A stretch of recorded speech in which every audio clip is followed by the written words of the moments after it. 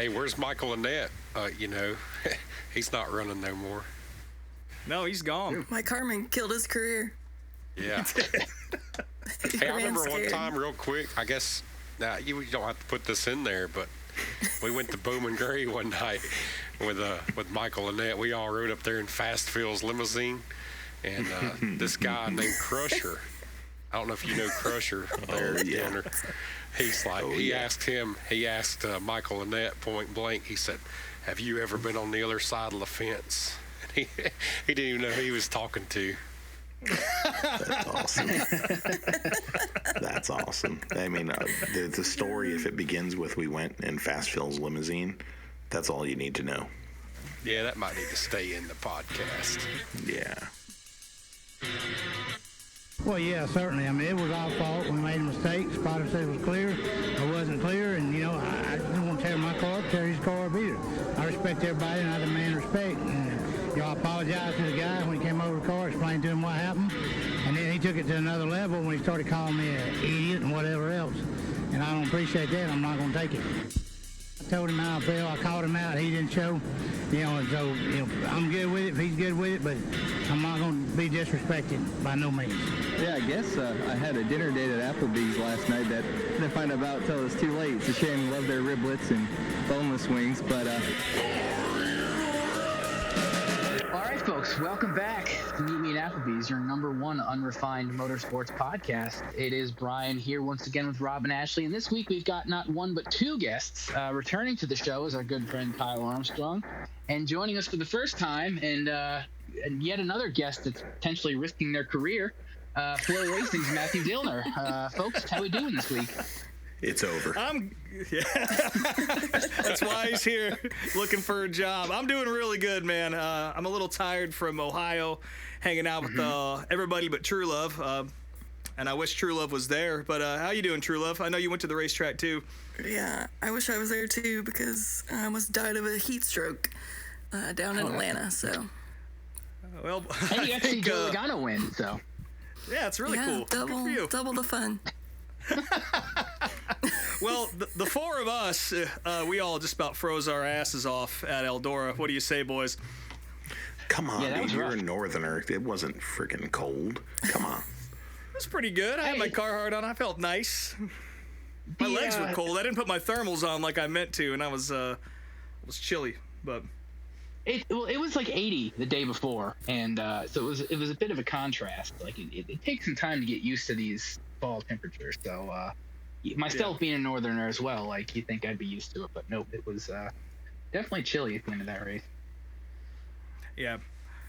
But yeah, we were all at the racetrack this weekend. That's how we like it. We like being out at the racetrack. And I guess we'll kick this off. We're going to do things a little differently this week. Usually there's a lot of segments and shit like that. But since we did so much, and I know us talking about Eldora and all the things we got into out in Ohio is going to take up a lot of time. We're just going to talk about our experiences this weekend. And I know True Love was out at Atlanta for the Cup race. You didn't go to the Xfinity race, right? No, I watched that from home. And I didn't take any notes on it, so don't ask me. What happened? Great job, True Love. Just the only thing I can effort. I knew I forgot something today. I gotta issue Kyle an apology. So who cares? I gotta issue Kyle an apology. I gave him some bad advice on a bet. I told him you should put money on Ryan Sieg for the Xfinity race because you never know. That did not hit. Now we know. How many beers in were you? Who knows at that point? It was Saturday afternoon, so. It was early. Friday night. Friday, yeah. Oh, there it is. That's why. Oh, yeah. Okay, well, that's... But yeah, don't listen to me when it comes to betting advice. I mean, so I guess that's safe to say we don't have much to say about the race. None of us saw it, and Ashley doesn't remember anything. Austin Hill won. Great, but lots to talk about there. Pop, I'm sure, was happy. I got money.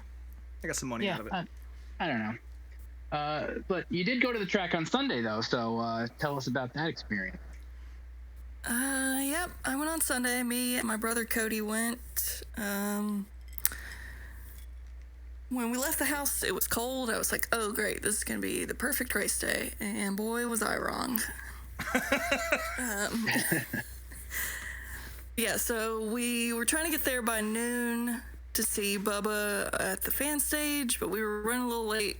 We got hung up at Waffle House, but It happens. we were like booking it through the fan zone, like trying to find the stage, and I could hear Rutledge's voice off in the distance. I was like, oh shit, I didn't know he was going to be here. So I just followed his voice, and it took me to the stage, and I had to catch like the last minute of Bubba. And so Rutledge was up there with Uncle Kenny and a couple other people hosting the fan stage for that day. And so we caught the end of Bubba, and we were waiting for SVG to come up next. And Rutledge spots me and proceeds to start talking into the microphone to me. And I'm like, man, I'm sure you love that. I was like, I literally just got here 2 seconds ago. I'm stone sober, and now this. So he starts talking into the mic. He's like, hey, there's my friend Ashley, and she's known as the NASCAR Vintage Queen, and she dates my friend Andy Sapp. And all the other hosts are looking at me like, okay. And then the crowd starts looking at me. I was like, I want to crawl in a hole.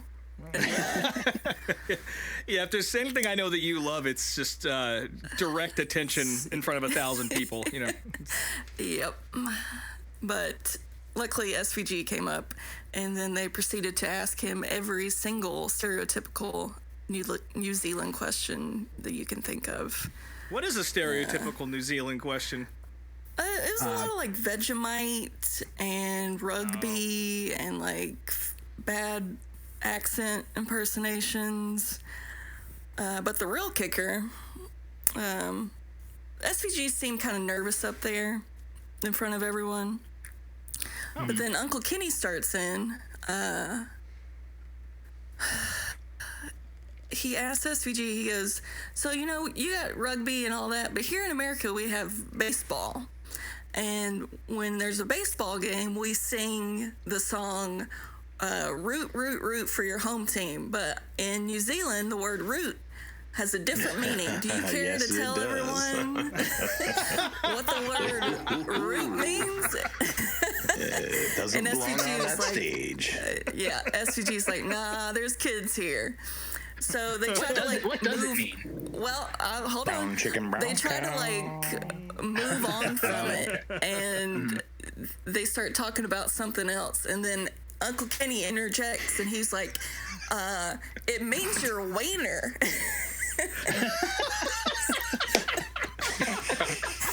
Like, Jesus Christ. So I got a video of that. I'll make sure to post it. Of the root. Amazing. Of Uncle Kenny shouting, "It means your wiener" to all of the crowd. But yeah. I'm going to have to So after that, There's a boys, patch that into the intro. There's a reason that show that they do is not live streamed. Well, damn straight. Yeah, It's better that way. yeah. You got to be at the track to see it, man. It's pretty cool.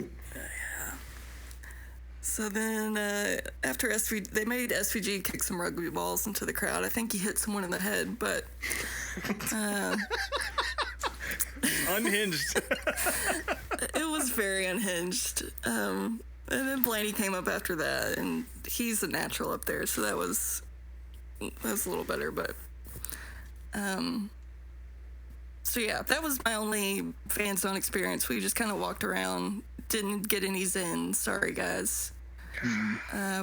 We went inside to see Zach Top play. Nice. But it was so hot.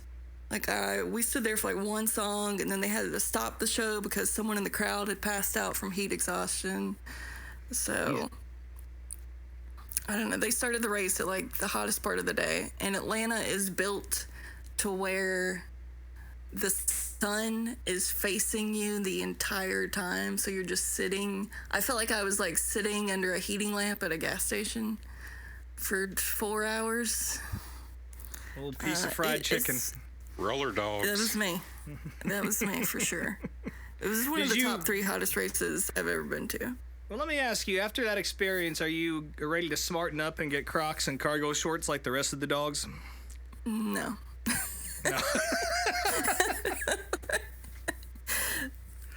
I mean, I did sit there and debate it a little bit, and I was like, nah, I'll just Say die. no to It's Crocs. fine. We're gonna keep our dignity this weekend. Yeah.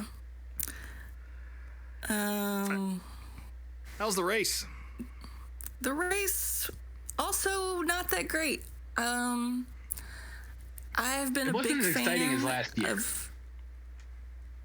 No, I've been a big fan of New Atlanta since they redone it. Like going there live in person, it's like edge of your seat the whole time. And this year, I didn't get that same feeling. Like I feel like the playoffs affected it to where everyone was driving safe, and also it was so hot and slick. The driver said that it was loose and they couldn't really make any big moves. So I didn't feel like it really got exciting until the last maybe 20 laps. So Yeah. that was unfortunate. Yeah, well, bake there's definitely in the one heat. driver that, the track bit him pretty early, and that was Kyle Larson. who unfortunately Larson also made a took big out, move. Unfortunately also took out Chase Briscoe, so 2 contenders out in one shot. But from there, it was pretty boring for the most part. I mean, it was just kind of riding around and people bump drafting and stuff. But Yeah. I spent the at better least part of that Corey race. didn't screw anything up. No, he didn't. Yeah. Yeah, fuck Coral Joy.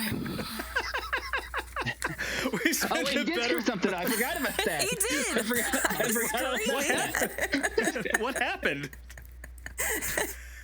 He made a fucking Elliott sandwich out of himself and Stenhouse on pit road. Oh, Yeah.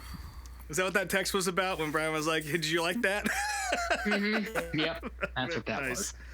Yeah, I spent the majority of that race cursing American Airlines Wi-Fi. I wasted my last full flight T-Mobile pass on that, and all I was able to do was download a single Deftones song on my iPod while we were taxiing out. Listen to it on repeat the whole flight. Pretty much. It's just me and Hexagram for 2 hours as I silently stewed. But what can you do? It's a commuter flight from Columbus. So, oh well. I got home in time to listen to PRN on the drive back from the shuttle, and you know how I feel about plate racing, so it's all good. I got keep my mouth home from my trip to Eldora with 7 to go, and I texted Rob and said I got home at 7 to go, and he said, "No shit, I got home at 7 to go." Yeah, we pulled into our driveways at the same time. That's weird. That was weird to say. the Immaculate least. timing. Yeah.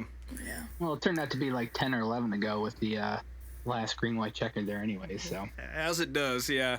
I almost sat in my car Yeah. for the finish, and then the yellow came out just as I was about to take my seatbelt off, and I was like, "Yeah, fuck this. I'm just gonna go in the house. I'll see the highlights later, or at least it'll be another hour until this is done."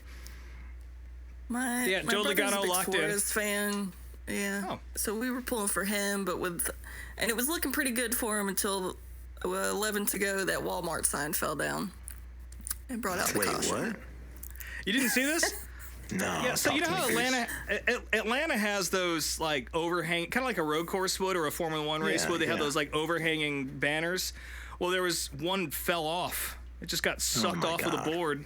There's just a giant Walmart banner laying in the middle of the track. I mean, it's not as bad as the Yeah. orange, It's not as bad as the orange. That's correct. but still, it's Walmart. Yeah. So That completely landed changed the race. right in front Yeah. of us. It did. They were Good old Walmart. they were rolling back the prices on that sign, I guess. Wait, I'm the only dad in the room, and Armstrong's telling dad jokes. It's dropping heaters over here, buddy. He's coming in from the top rope like Superfly damn Snuka.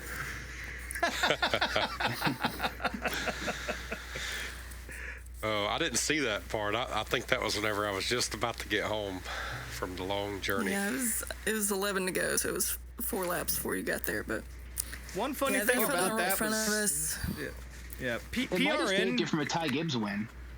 Yeah, it probably did.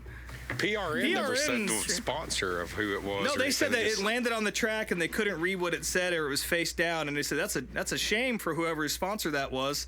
And I got home and saw the footage. It was like, it says fucking Walmart right there. It's huge. If I can read it, there was another one hanging up in the same area, so they were like, okay, we'll be smart and go ahead and take that one down so that it doesn't blow down too. So we watched the track workers climb up on a truck, try to take that one down, which I got to see one of the track workers walking along the top of the safer barrier, and he was looking up at the sign, not paying attention where he was stepping, and he stepped into one of the safer barrier holes and ate shit. And I was like, man. Then after they got the sign down, instead of just popping it in the bed of the truck, the guy decided to stuff it in the cab like an asshole. Like I thought that was hilarious. He was like sitting on it. Oh man. So, you know, a little comic relief towards the end of that race, but amazing. yeah, I mean, there wasn't a big one. I mean, there was a wreck at the very end, which also hilariously, Denny Hamlin got involved in after sitting in the back all day trying to avoid a wreck, and he still managed to not do that. Although BJ McLeod, his new buddy BJ McLeod, saved him a spot and let him take 24th as opposed to 25th. Not that it really helped him much, but you know, there was some nice chatter on Denny's pod about that. It's always nice to hear good things about BJ. So. Yeah, good guy, BJ McLeod. Yeah, I'm not sure what they showed on the broadcast, but that big wreck kind of happened right in front of us. So it was fun watching Harrison Burton do a burnout in the grass and then do a burnout on the track and then get stuck on the track. And then Joey was sitting right in front of us just for like 5 minutes waiting for Harrison to get his car off the track so that he could do his burnout. And it didn't happen. So Joey just did his burnout with Harrison sitting there wrecked while Harrison's climbing out of his car. So yeah, the camera did not show Harrison at all doing around. that, Yeah, well, a little something for the fans, I guess, after sitting out in 3,000% humidity all day. Yeah. So So did yeah, they move that race to a more comfortable place in the year next year? I forget. Or is it worse now? They're moving it to the middle of June.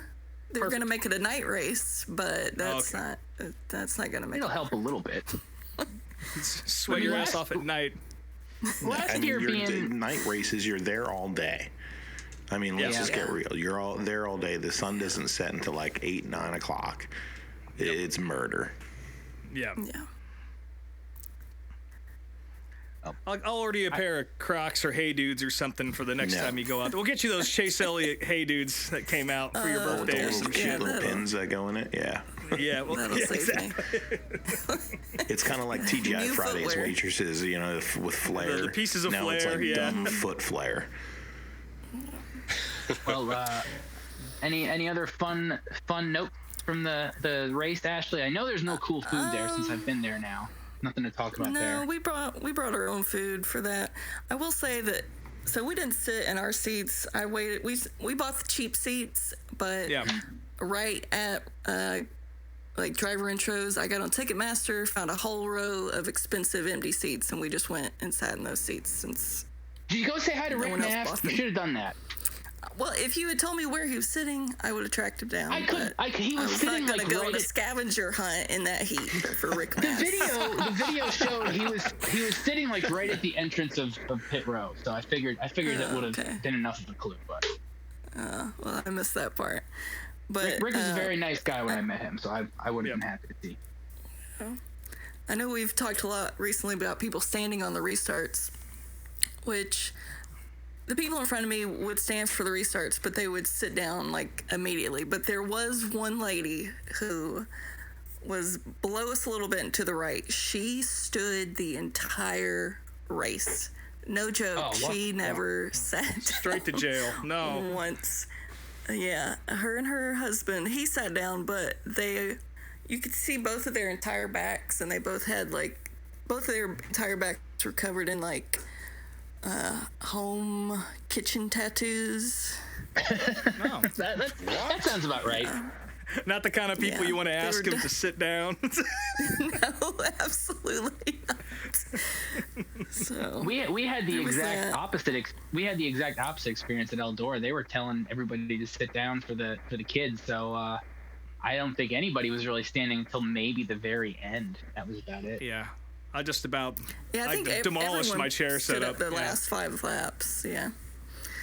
And also, this is just one little other side note. The people sitting directly in front of me, it was a Chastain fan guy and a Larson fan guy, and they were there with their 3 kids. Excuse me. And the Chastain fan guy, I just want to say, don't be this guy.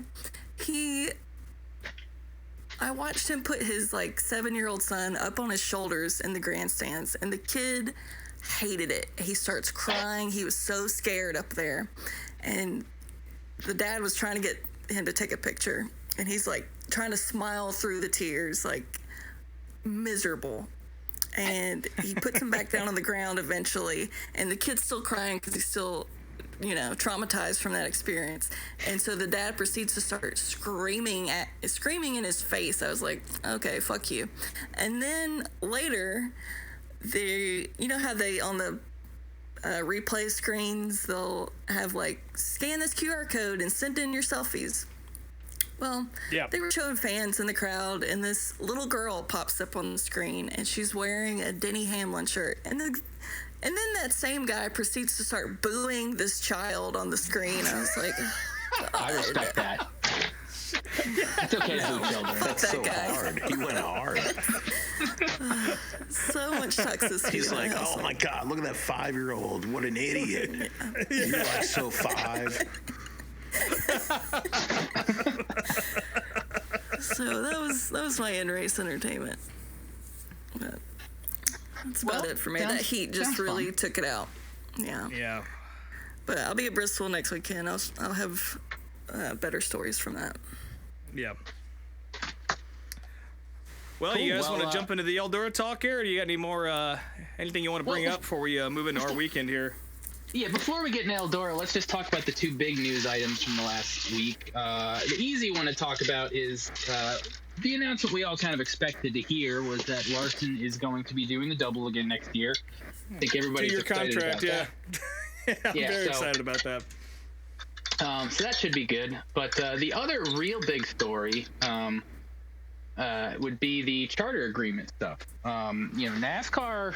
Well, before you move to that, you didn't say the only thing that came out of the Larson presser today that was even, a shock, because we all knew that Larson was going to run the 500 and the 600 again, but the poignant question of what happens, because Rick Hendrick said, no matter what, we're running the 600. And then a reporter asked, well, what happens if he's leading the 500? And they said, I missed that.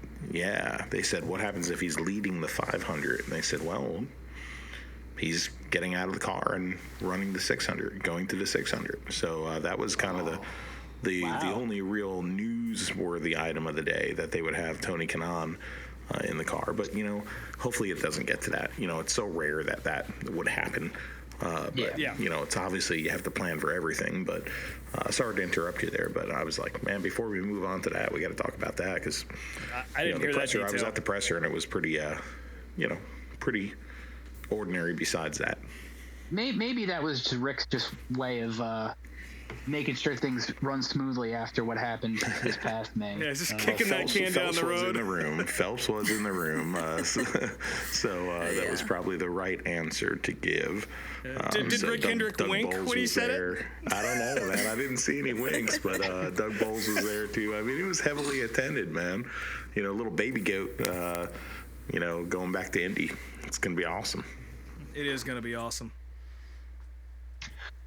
For sure. But, like we said, the other news story is the charter agreement issues. So, NASCAR apparently held a gun to the team owners' heads on Saturday, telling them that they had to sign this agreement that they just plopped in their laps last minute. And everybody but 2311 and Front Row signed it. So nobody really knows exactly what this means as of yet, because who knows if it means they're going to lose their charters. There's talk that this could go to court at some point, and it's big news that really everybody should kind of pay a little bit of attention to, because it really could mean big things for the sport. It might not. Who knows what'll happen. Either the storm clouds are definitely present. It's time to take the easy ups down, folks, because something's brewing, and yeah. I don't really know what the end game is here. I really don't understand. Like, I know what they're trying to do, or at least I think I understand. They're trying to gain as much leverage as they can, and having Michael Jordan on your side is a big deal. But I don't see how you win this. I really don't. But it's a different world than the last time anything like this happened in the 60s, and the NASCAR organization is a lot different than it used to be, and it feels like some IndyCar in the 70s and 80s shit, to be honest with you. I mean, it's obviously a much different situation, but it kind of reminds me of some of the unpleasantries that took place around the time of the white papers and all that. So, I don't know. I'm very curious to see. There's something to that, but I also kind of feel like, especially being that, this is Jordan and Denny's team that's really leading the charge, it almost kind of feels like they kind of want to follow in the footsteps of other, major league sports, and how their unions and whatnot are ran, and how the TV agreements are laid out. So who knows? We're just going to have to keep watching it the next few weeks, because, it's going to be a major story, and I hope for the best for everybody involved. I'm definitely not a NASCAR bootlicker, so I hope the two teams get what they want out of this, and it's good for everybody. But I guess we'll have to wait and see. Yeah, I'm sure. Again, this is not the last time you're going to hear about this year. There's no question about that. Definitely not. Got my popcorn ready. Nice. I thought you were serious for a second. That's where my head's at right now. Like, hell yeah, how'd you cook that without making any noise on the show? Good for you. But yeah, I guess from here we can just dive right into the probably biggest septic tank we've ever seen on the show. Yeah, we're in the short track septic tank from here on out, folks, and I don't even know where to start with this, to be honest. Of course, me, Brian, Dillner, and Kyle were all at the World 100. I don't know when you got there, Matthew. Were you there for the Classic on Sunday? Yeah, I drove up on Tuesday, and I was there for.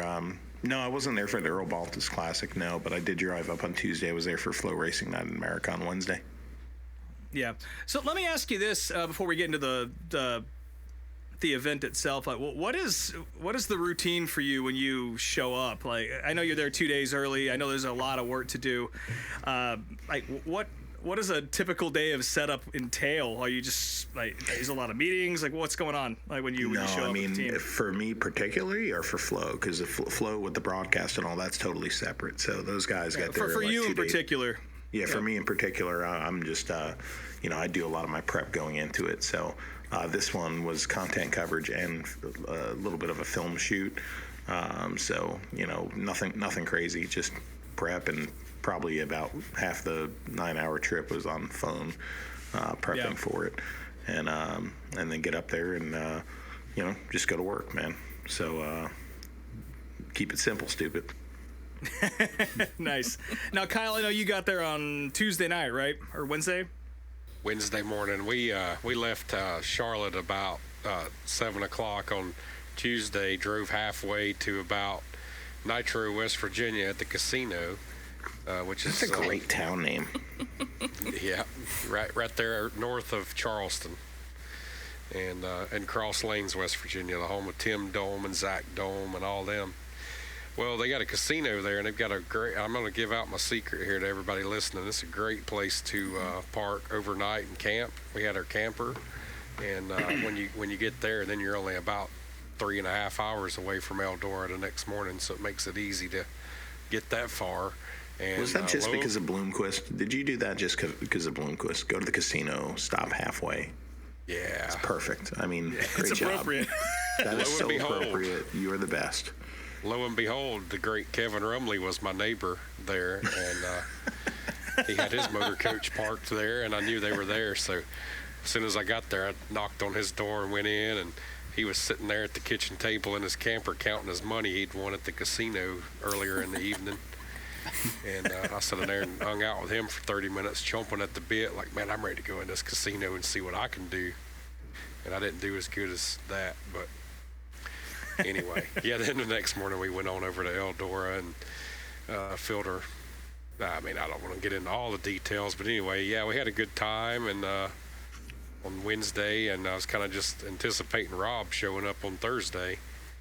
Yep. Yeah, I woke up.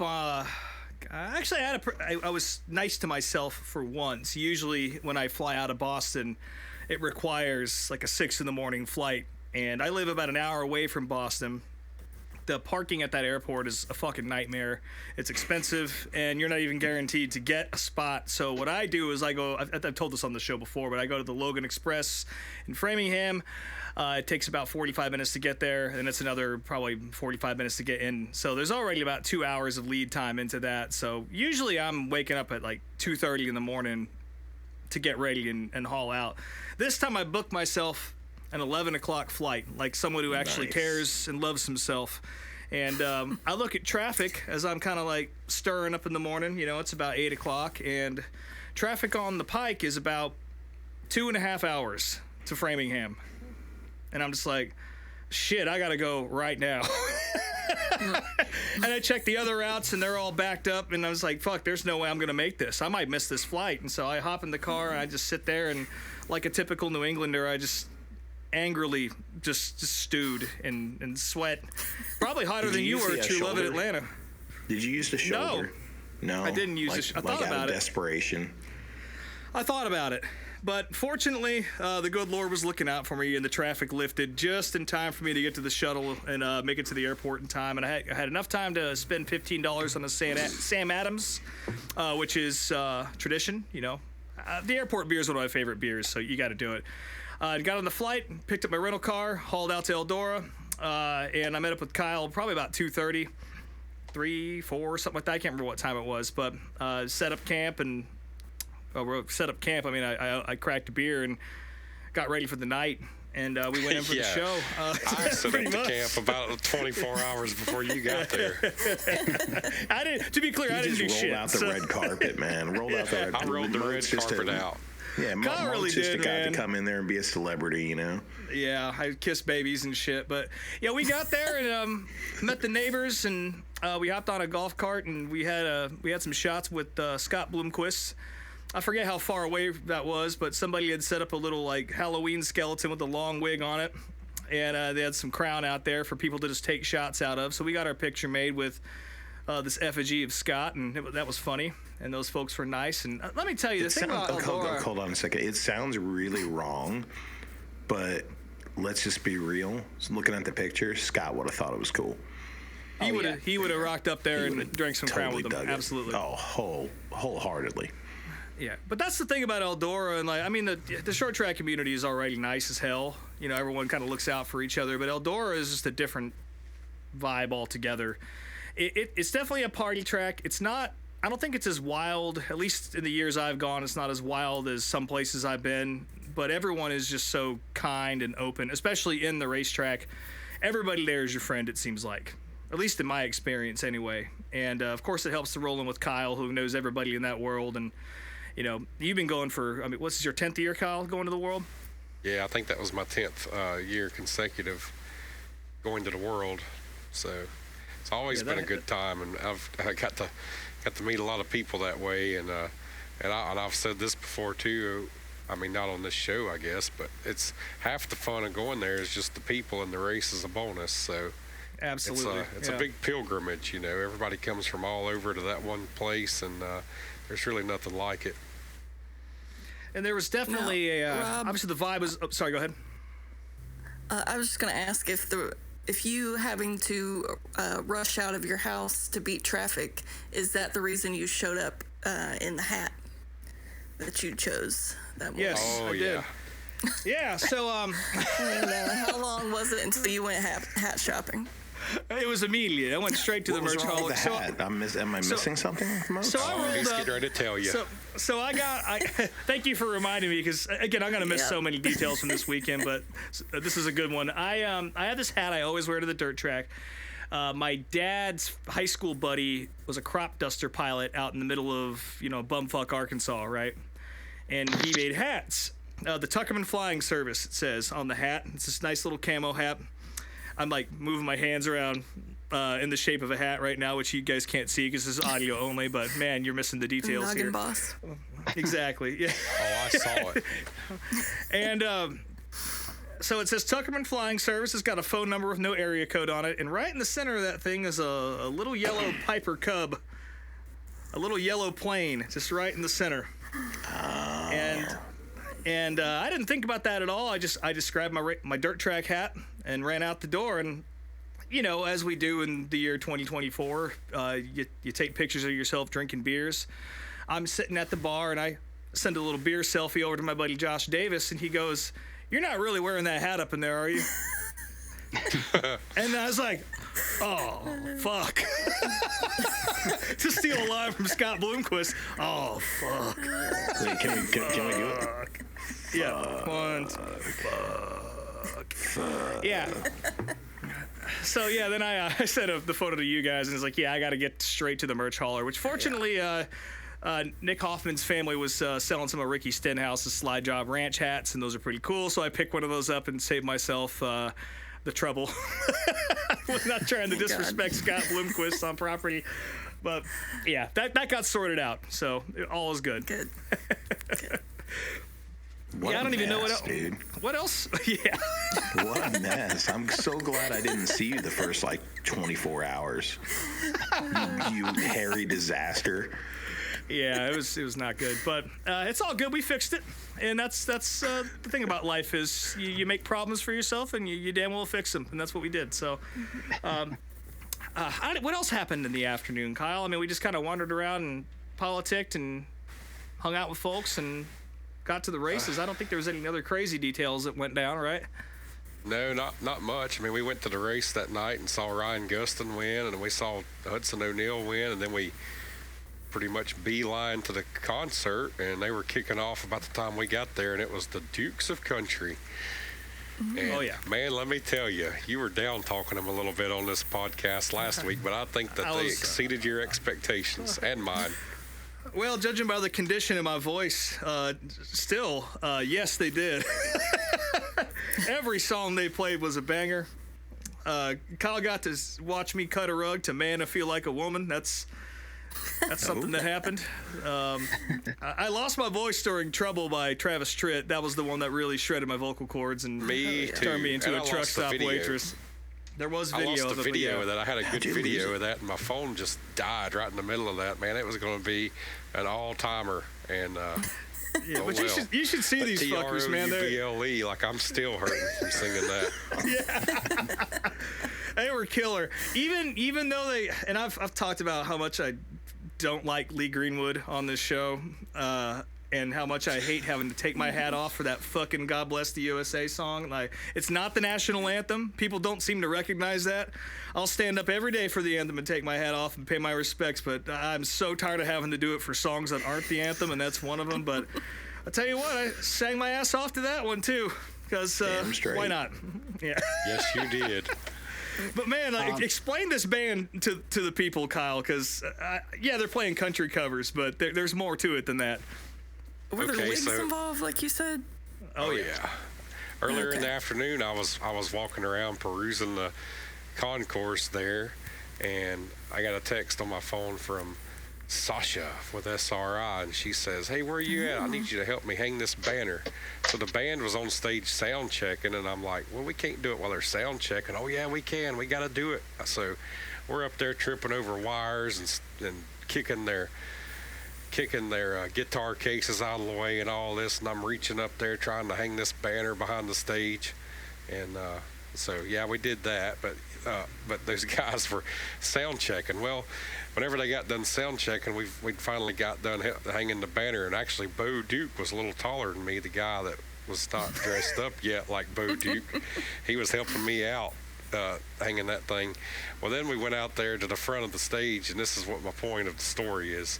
They've got CB radios on stage, and they talk to each other on them. So they're out there. They're like, let's sound check the CBs. I'm like, you guys have got CBs? Yes. And they're talking back and forth on them. And I thought that was the coolest thing I've ever saw any band do in my life. And I was like, well, this is going to be pretty cool. So I guess, later on, describing the band, one of them's dressed like Dolly Parton. And the lead singer's dressed like Bo Duke, and he's got like his pocket knife on his side and everything, and then then the bass player looks like Snowman from Smokey and the Bandit. And Jerry Reed, baby. Yep, Jerry Reed. He's got his little plush dog that's named Fred that he holds up every so often and shows the crowd. He even talks to Fred on the CB a little bit during the concert, like Fred cares, and and then. And what was the other guy at the other end of the stage dressed like? I can't remember. I know the drummer was supposed to be Willie Nelson, which, that makes no sense, but whatever. How the hell would Willie Nelson drum? He had the braids, didn't he? Yeah, he had the braids. Use the braids instead of like drumsticks? No, he did not do that. You can't ask for too much, man. Come on. Listen, you can't mention hair and drums without thinking my man Rob Moats. And the first time I saw you play, when your hair got caught in the drum set, and you're knocking half the drum set over, but you still kept on drumming and pounding the damn things, man. I was impressed. Yeah, my favorite video. I got my rat's nest stuck up in my vocal mic. Yeah, I've seen it. Yeah. It's epic. I was just sitting here thinking about something. I think the other guy was dressed up like Roscoe P. Coltrane, but you remember that line in the song? Sturgill Simpson says, I'm tired of y'all playing dress up and trying to sing them old country songs. Yeah. I think that pretty much described this band. Oh, man. Yeah, I gotta eat my words. That was fucking awesome. I had a great time. We got pretty tired towards the end. They played a long ass set. It was over 2 hours, I would say. And we kind of looked at each other and decided to head back. And then they started playing "Some Girls Do" by Sawyer Brown. I was like, well, we got time for this one. And then that was the end of the night for us. After that, we went back, and I think you went to bed, didn't you? And then I was just wound up after, having a good time at a show. What's up with Armstrong going to bed early? Like it happened on Saturday night too. Yeah, I didn't feel good up there the whole weekend. I think sometime during that night on Thursday, I started feeling sick and everything, but I wasn't going to give up on Rob. I mean, he came a long way to party down, and I was trying to go hard, and then it really it caught up with me the next day, but I powered through it. But yeah, I don't know. I was just like, man, I don't know. Hell, when that band got done, it was like 1:30 or 2 in the morning by the time we got back to the camper, and I said, well, it don't look like there's much else going on out here. I guess I'm just going to go to bed. Yeah, and we probably had already drank. We probably had already drank 20 beers that afternoon anyway, so it was probably time. Yeah, I sat out in a chair in front of the camper for a little while, and I was still fired up and figured I'd take a walk around the campground and excuse me. And then I was like, you know what, fuck it. I'm gonna grab a couple beers and I'm gonna go in the racetrack and see what's going on. So that's what I did, and I sat at the grandstands between turn 3 and 4 and just kind of watched the empty racetrack, which I love doing that shit, especially after seeing a full night of racing and all the action, and the track is alive and vibrant right in front of you, and then just sit there and see it in a state of just peace. I really enjoy doing that. So I sat there for probably about an hour out there, just kind of watching people roam around and climb up in the flag stand and watch somebody run in front of the track prep tractor a couple times. It wasn't a flow racing camera, was it? No. Sorry. If you've seen that video clip, you'd understand. It was not. Where our audio guy almost got literally shellacked during a Corey Day interview in the high limit race. He almost lost his. Yeah, he was almost expired. Yeah, Jesus. Nothing like before that.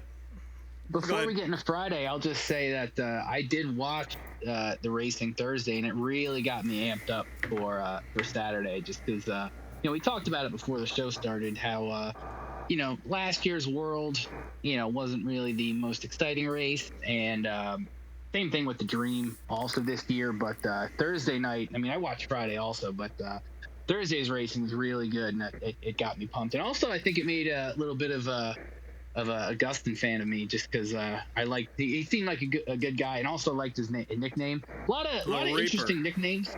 Yeah, a lot of interesting nicknames in the late model world. I will say my favorite that I heard all weekend was, and correct me if I'm wrong, I forget his actual name. I think it was it Strickler, ain't it? Yeah, Kyle Strickler, the High Line Tickler. The high side tickler. The high side tickler. The high side tickler. Like that, North Carolina, baby. You gotta be really confident in yourself to have a nickname. He is, baby. Tickler. Oh, he is, yeah. Also, let me pat myself on the back. That can throw down. Oh yeah, I've drank moonshine with him before. He knows how to party for sure. But I just want to pat myself on the back about Ryan Gustin.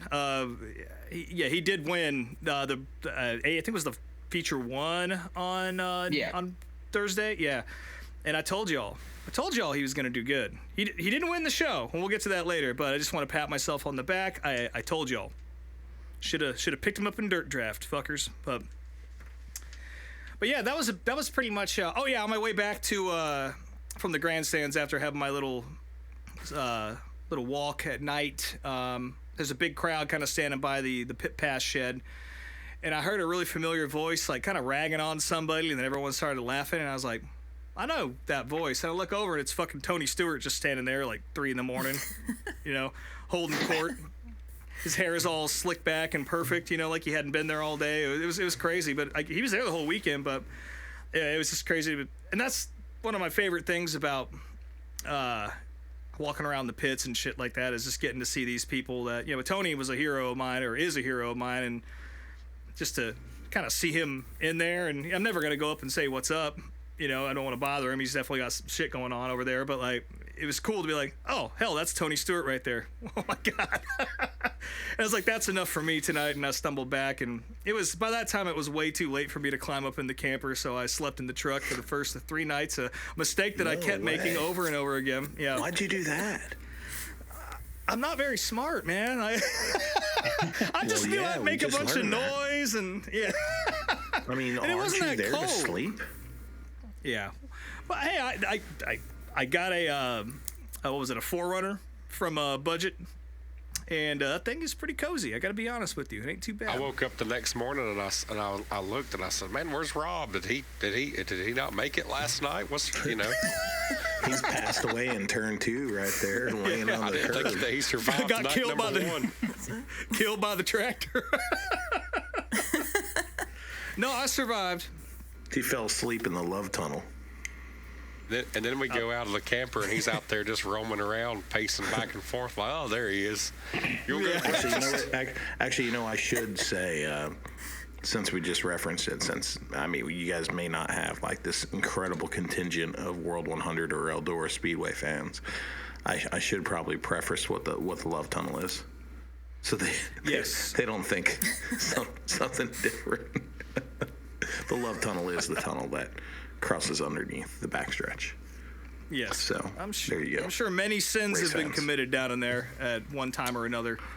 The lust tunnel. The lust tunnel. Yeah, that was Thursday, pretty much. I don't think anything else notable happened. Again, just pat myself in the back. Ryan Gustin, listen to me. Sometimes I get it right. But Friday we woke up, went down to the old Whistle Stop, which of course is it's pretty much the only restaurant in town, I guess, so you kind of have to go there. And it's pretty good. I mean, I'll tell you what, if that was my local restaurant, a dirt racing themed bar and restaurant is what I would want, and that's what they got out there in Ansonia, Ohio, and it's pretty good, it's affordable, and it gets the job done. So we went there, and just what was it, sausage, egg, and cheese sandwich, some home fries, a Miller Genuine draft, because I was still going from the night before. The breakfast pretty beer. Good. What a champ. And then we hopped in the car and did some yard sailing, which I think we mentioned this previously. The whole area, particularly Ansonia and the surrounding towns, a lot of folks will set up yard sales. That's kind of the only time of the year anyone comes through is when the racetrack is really ripping. So people will sell their wares and all that. And I guess Kyle, you just missed out on the Hall of a Lifetime on Wednesday, right? Yeah, on the Thursday? day before. Yeah. I think, well, we went and ate breakfast first, and then we went yard sales. And we went, the first one we stopped at, I walked in, and Brian, you'll love this. This guy was walking out with a whole tote full of old racing T-shirts, and I really didn't catch too much about what they were, and a vintage, like 1960s Daytona International Speedway jacket on a hanger. Oh, see that? You didn't tell me that part. See, I've been on both I sides didn't of the want to coin. break your heart, man. I figured I'd save it for the podcast, but I mean, so then I got in there and I saw it whenever I was going into the yard. So I was like, oh shit, that guy just got the good stuff. And then I started talking. I walked around looking for some more of that kind of stuff, and I didn't see anything. So I just asked the guy, I said, you got any racing T-shirts or anything like that? He said, no, man, the guy just bought all I had. And I was like, I was just like, well, I'm going back to the truck. It's a letdown. I've been on both sides of that coin, so I know how you feel for sure. Yeah, I'd rather see it not at all than watch somebody walking out with all of it. That's just True Love's been in the same shoes too, so we know how that feels. Yeah. It's I did find a King's Royal shirt at one yard sale, and I turned a profit on it when I sold it to you. So That's good. no, but there's a lot of meat left on the bone on that one, I think.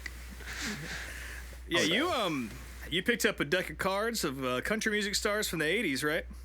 Yeah, man. Yeah, I did. That was crazy. There was a deck of cards in a box there, and it said 50 cent on it. It was like country superstars or something. So I opened it. I'm looking through them, and I first one I saw was Gene Watson. Then I saw Conway Twitty, and I said, "Yeah, I'm buying these for 50 cent." Well, as I kept thumbing through them, one of them was Mickey Gilley, and that Mickey Gilley one had been autographed. I said, "Oh yeah, this is a steal of a lifetime right here." So I got me a complete deck of cards. Yeah. Did y'all play cards later, and every time you pulled a card, you had to sing a song from that artist? No, I never told anybody else I had those. Next I kept time. those under lock and key. Really collectible. Yeah. But man, like the morning was pretty nice morning. The weather was good, but of course Friday there was a threat of rain throughout most of the day, I would say, and you could see it off to the north. It was coming. And Rob, tell them what you bought at the yard sale. Come on, don't leave them hanging. What did I buy? Tell us about your treasures. Well, I bought my wife a really cool like vintage vest, like a cowboy vest kind of. And I got her a really sweet like leather like rose like hammered belt. It was really fucking cool. And I think oh, and by the way, this Me and you hung out. You bought her a belt too. I did. It just keeps showing up. She's tired of me buying like shitty dirt racing T-shirts, which I always do. So I try to branch out. I will say this: Kyle surprised me when I arrived at the track with a copy of the 7-inch single of Mel McDaniel's "Stand on It." So thank you very much, Kyle. That just set the weekend off right. I just about forgot about that. Amazing. And boy, did I stand on it. It was good. But I think that's about all I took from the yard sales. Somebody bought a helmet, like a horse helmet that had like a pig painted on the side of it for like $1. That was cool. Yeah, I got that for $1, and I bought like a vintage Stetson cowboy hat for a size 7. Damn. It was a size 7. It was way too small for me, but I couldn't leave it there. Yeah. So I one of thought it was Dirty Grass funny, Souls kids will be winding up wearing it because that's who they walked down there and got to looking at it, and then they walked away. So that's funny. Great guys, and I think we'll get into that in a minute. But we went and we decided to stop off at Earl's grave because I haven't seen that yet. And that's when it started raining, and it came down like crazy up there. So I got a quick picture, and we hopped back in the truck, and we thought, man, this is heavier than we expected. But as soon as we got back to the campground, the rain cleared. And you could see it off to the north, but it never really hit the track. I mean, it definitely rained later on in the day, but it was pretty mellow, and they didn't water the track on purpose, I guess, because they knew it was coming, so it ended up working out for the best. But for a little bit there, we thought we were going to get downpoured on. we dodged a bullet right there for sure, because you're right. As soon as we were coming from the north, and whenever we got to where we could see the track and the campers, it stopped raining. It was the craziest thing. We dodged a bullet there, but it was literally pouring the rain 2 miles north of the track at that time. Yeah. That was Friday afternoon. But then what happened after that? Shit, let me get my photos out here. Eventually, it did rain and put us behind for a little bit of a rain delay, but we didn't let it bother us one bit. We went in and found us a poncho or a rain jacket and found the beer cooler and carried on. That's right. So Matthew said he was going to stop by. He texted me and he was like, "Yeah, I'll be there at your camper around 12:30." And I was like, "All right, let's rip." Oh yeah, and he's working. I know he's working. So like, obviously, like Kyle and I and everyone else are the ones doing the ripping, and he's going to stop by and say what's up. So then he sent me a text. He's like, "Hey, I got to have lunch with the boss instead. Sorry, I can't make it. See you at the Dirty Grass show tonight." And I was like, "All right, fair enough. It's the biggest race of the year. You work for Flo, of course. That's totally fine. Understandable." About an hour later, I'm about to hop on a golf cart to go somewhere, and then Dillner rose up with the camera. And he says, "Kyle, I'm going to interview you first, and then I'm going to get you, buddy." And I'm just like, "For what?" And he's like, "You'll see." I have a tendency, and all my real close friends know this, to be the most random person ever. And do the most random stuff ever, just like fly by the seat of my pants. And that one was just like, "Yeah, you guys at the camper?" "Yeah." "All right, I'll be over there in a minute." "Hey, what are we doing?" "We're doing this." I believe it's a real top secret project we were working on there. So, but yeah, that was wild, dude. I don't think I've ever been interviewed like that before. So thanks, Matt. I'm looking forward to seeing what becomes of it. Well, yeah, and if I guess we'd say it's top secret, but there's a certain somebody that we talked about that I was in the midst of doing a documentary about. So I guess we can all surmise from that. Well, you what heard we're it here talking about. first. So, and I'll add this in. If you've seen any of the films that Flo has done previously, we've talked about them on the show. You're going to be in for a real treat with this one. And they're not behind the paywall. That's the thing, too. So for you people that are not Flo subscribers, we don't hide our crap behind the paywall. Our films are for everybody. And if you haven't seen King of the Midgets or the Tony Bettenhausen or the Bettenhausen family documentary, that's your homework assignment here. You better go watch those. And if what I think is coming down the pipe is coming down the pipe, then you better get on it when this thing comes out. But I think we can move on from that, I guess. Don't want to shine too much of a light on it, but man, yeah, thank you for coming by and saying what's up to us, and that was really special. And then we hung out at this like little pallet bar, like a couple campsites over. That was a good time. Oh yeah, that place is cool, man. Yeah, I don't even know who that belonged to. Kyle, who was that? Did you guys finish my moonshine? I don't know what became of it. Because we put it back in the camper, I think, because I didn't bring the keys to my car, so I realized somebody gave me a jar of water and said, "Hey, take this and take this water home for me because there's a drought in North Carolina." So I then proceeded to say, "Yeah, I'll take it," and then realized I didn't have the keys to my car, so I didn't want to walk around Eldora Speedway for the next 2 hours holding a jar of water.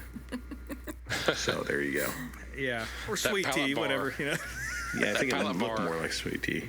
Yeah. That pallet bar belongs to Dan Dirksen. He's the one that heads up the operation there of saving those campsites, which they've got like 18 campsites there, and I'm just on a list when I pull in.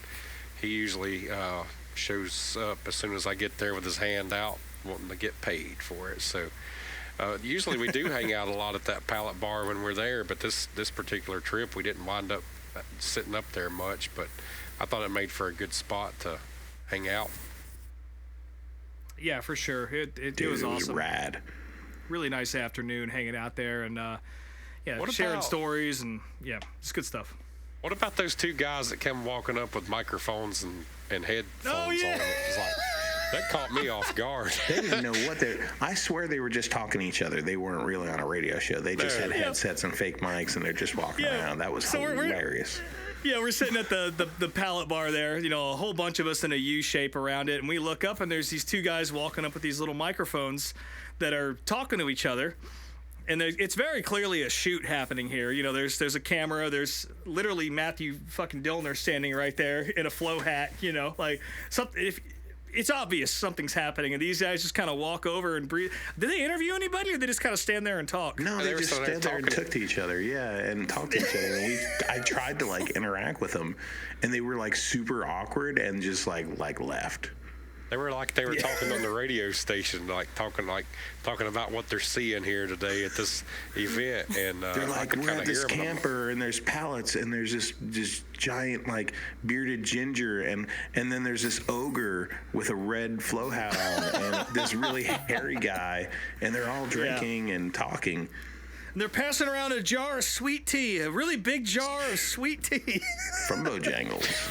It was one of those things where if you didn't believe it, or if you didn't see it, you wouldn't believe it. And yeah, you know, anybody listening to this, I mean, they didn't see it, so yeah, that's true.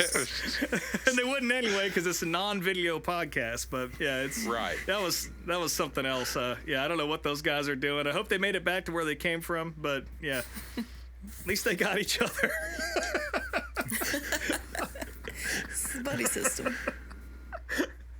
Oh man, what we get into after that? I think we all just kind of went our separate ways. I know Matt had to get back to work, and we just kind of got ready for the races that night, which was another good show.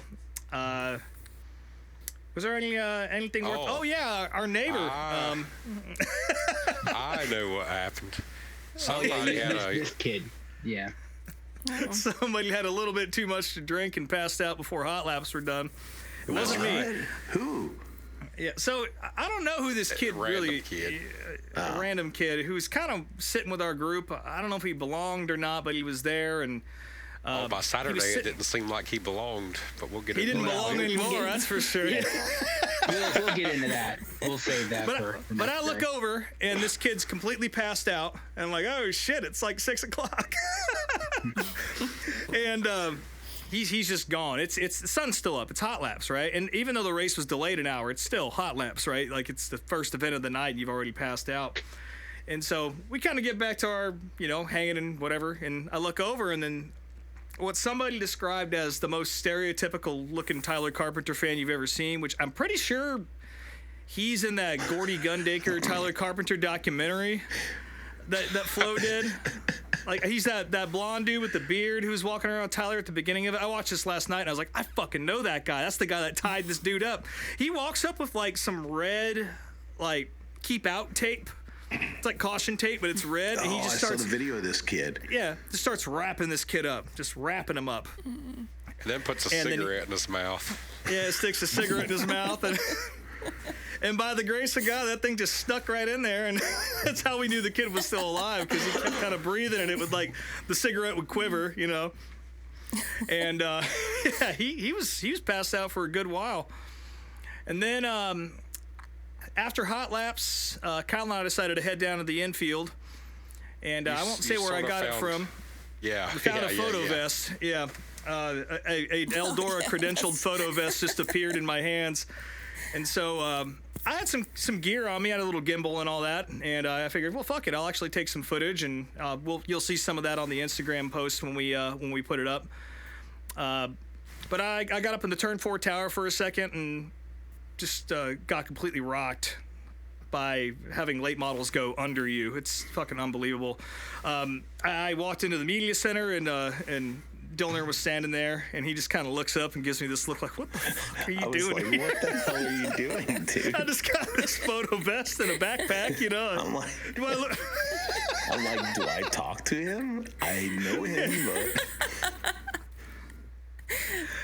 Yeah, so we stand there and we watch the national anthem on the TV together, and then I get to work and I get my gear out, and of course all of it's fucking dead. I didn't plug any of this stuff in and get ready for it, because these gimbals you got to calibrate and all that, and there's an app you got to use with them so they integrate and all that, and none of that worked. So I'm just walking around with this loose ass gimbal, my phone spinning around and shit. And again, I did get some good snaps on my phone and some good video, which you'll see. But I did that for about half an hour. And I'll say this, man, like I've been to a lot of racetracks in my life, and I've been close to the fence at a lot of places. But when you stand on the concrete pad that those photo nests are built into, and just the rumble of the field going by, like it shakes you. And it's like nothing I've ever felt being that close, you know, and my goodness, what an experience. When Brian got there on Saturday, I took him down in the infield, and we kind of got close to it, but, you know, we couldn't get as close as I did, you know. Also, sticking my phone through the hole and just waiting for a dirt clod to take my only line of communication out to the world was something I was very concerned about. So I was only down there for about 35 minutes, something like that, but yeah, what an experience. And by the time we decided to wrap up and head back to our seats up in turn one, I'm rounding the corner and I look, and there's that kid who was asleep, and he doesn't have his tape on anymore, and he's just alive and vibrant. And I was like, and he goes, "Man, did you see them do that to me?" And I was like, "No, I wasn't there. I didn't see that," even though I have plenty of video on my phone of it, you know. There's more to that later, but. And I was like, "What happened to you?" And he's like, "Well, I drank about 15 beers between 3 and 6 o'clock." And I was like, "That'll do it." Yeah. Delilah was meeting him there. Yeah. Oh, man. But anyway, night two, Jonathan Davenport picked up the win in the Group A feature. No surprises there.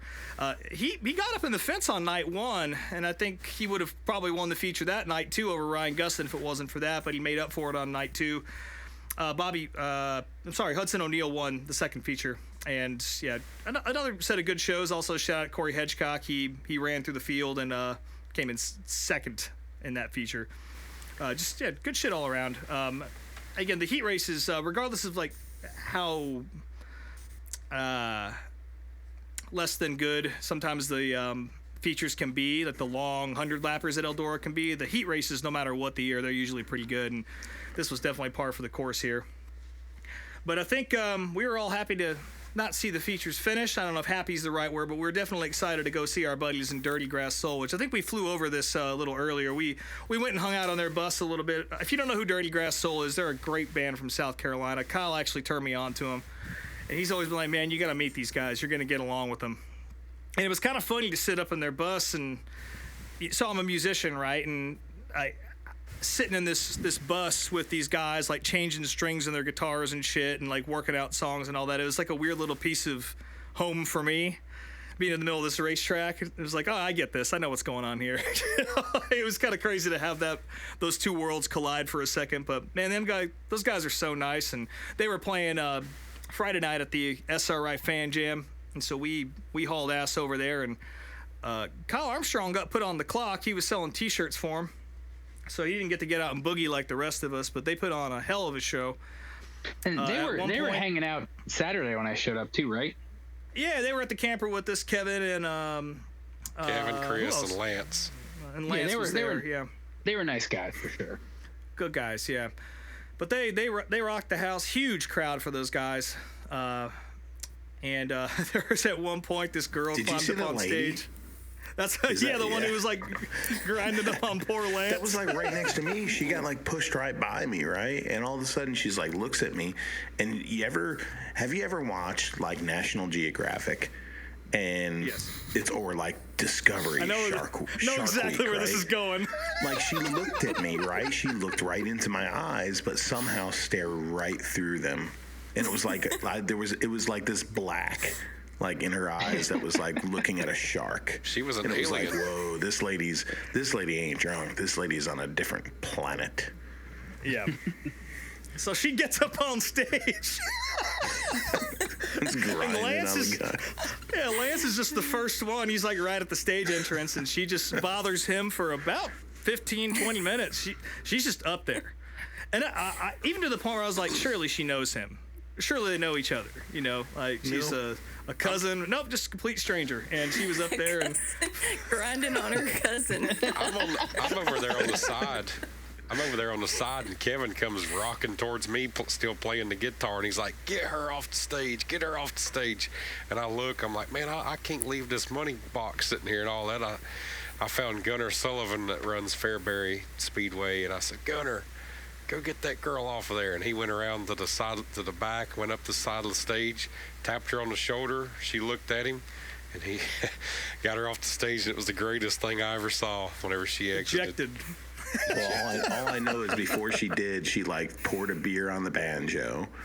And she and her boyfriend, apparent boyfriend, I guess, you know, he was pissed. He was at the front near he me, was and not having it. He was not happy that his old lady was sitting there grinding all over guitar players and looking like she was from Pluto, you know. She was selling her wares once she got off stage too. She was definitely.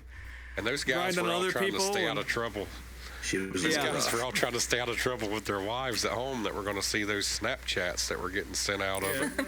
And not to mention, Flo filmed the first 4 songs, and those are the songs she was up there for. So there is high-definition professional footage of this shit. Yeah, there is some gnarly-looking dancing going on.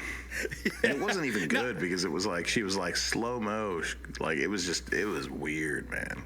Yeah, it was. Yeah, she was having a good time, and I hope. I feel like Scott's still center.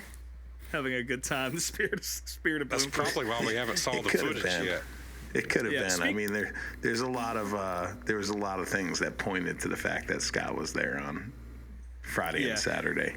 Speaking of Bloomquist, shout out to Kevin from Dirty Grass. He put together a song about Scott. Again, I believe you'll probably see this at some point on Flow Racing, but it brought the house down, man. It was awesome. He was riding it, like finishing it up right before the concert behind in that building, and just nervous about it too. And I'm like, dude, don't be nervous about it. I'm like, people are just gonna love this, and they did, man. They ate it up. Yeah, it was very moving, and people lost their shit. And again, it was early in the night, so the crowd was absolutely massive for it. I'm just thinking about how funny it is to get thrown off of the stage at Eldora by the guy from Falls. That's amazing. I didn't realize that's who got out there. That's why the dirt track world coming together. Yeah. Yeah, what else? They played a lot of covers because that's kind of what the crowd wanted, but you got to hear Gordy Gundaker get up there and do Neon Moon with his kid. That was awesome. And then they brought up, it was Strickler, and who else was up on stage for that Garth Brooks cover? Chris Ferguson, Strickler. Yeah. It was Fireball, which Fireball was Scott Bloomquist's right-hand man. And then also, who else was up there? There was a bunch. Yeah, there's 3 or 4 or 5 people. Like I said, I was kind of over to the side. I didn't really get to pay as much attention as I would have wanted to, but it was, it was a pretty wild concert. And then they played, the curfew was 1 o'clock, and the crowd was wanting more at 1 o'clock. And he looked, and Kevin came over to the side and looked at me and said, "You think we can play one more?" I looked over my shoulder. I said, "Go ahead. Yeah, let's do one more." I said, I guess I was the authority on that. So they played till 5. Pico train. I didn't see any authority telling me not to, so. You know, he had that shirt on that said authority. Yeah. Also, shout out to Dirty Grass. They had a really cool Scott Bloomquist kick drum head that was custom made for this. It looks fucking awesome. We'll post photos of that too. But yeah, what a great band. If you get a chance to see them, make sure you go do it. They're killer dudes, and we'll hear more about that in a second. But yeah, great show. I think that was just about it for the concert itself. I feel like I missed something. I went over to do an interview and during Crown, so that's why I left halfway through it.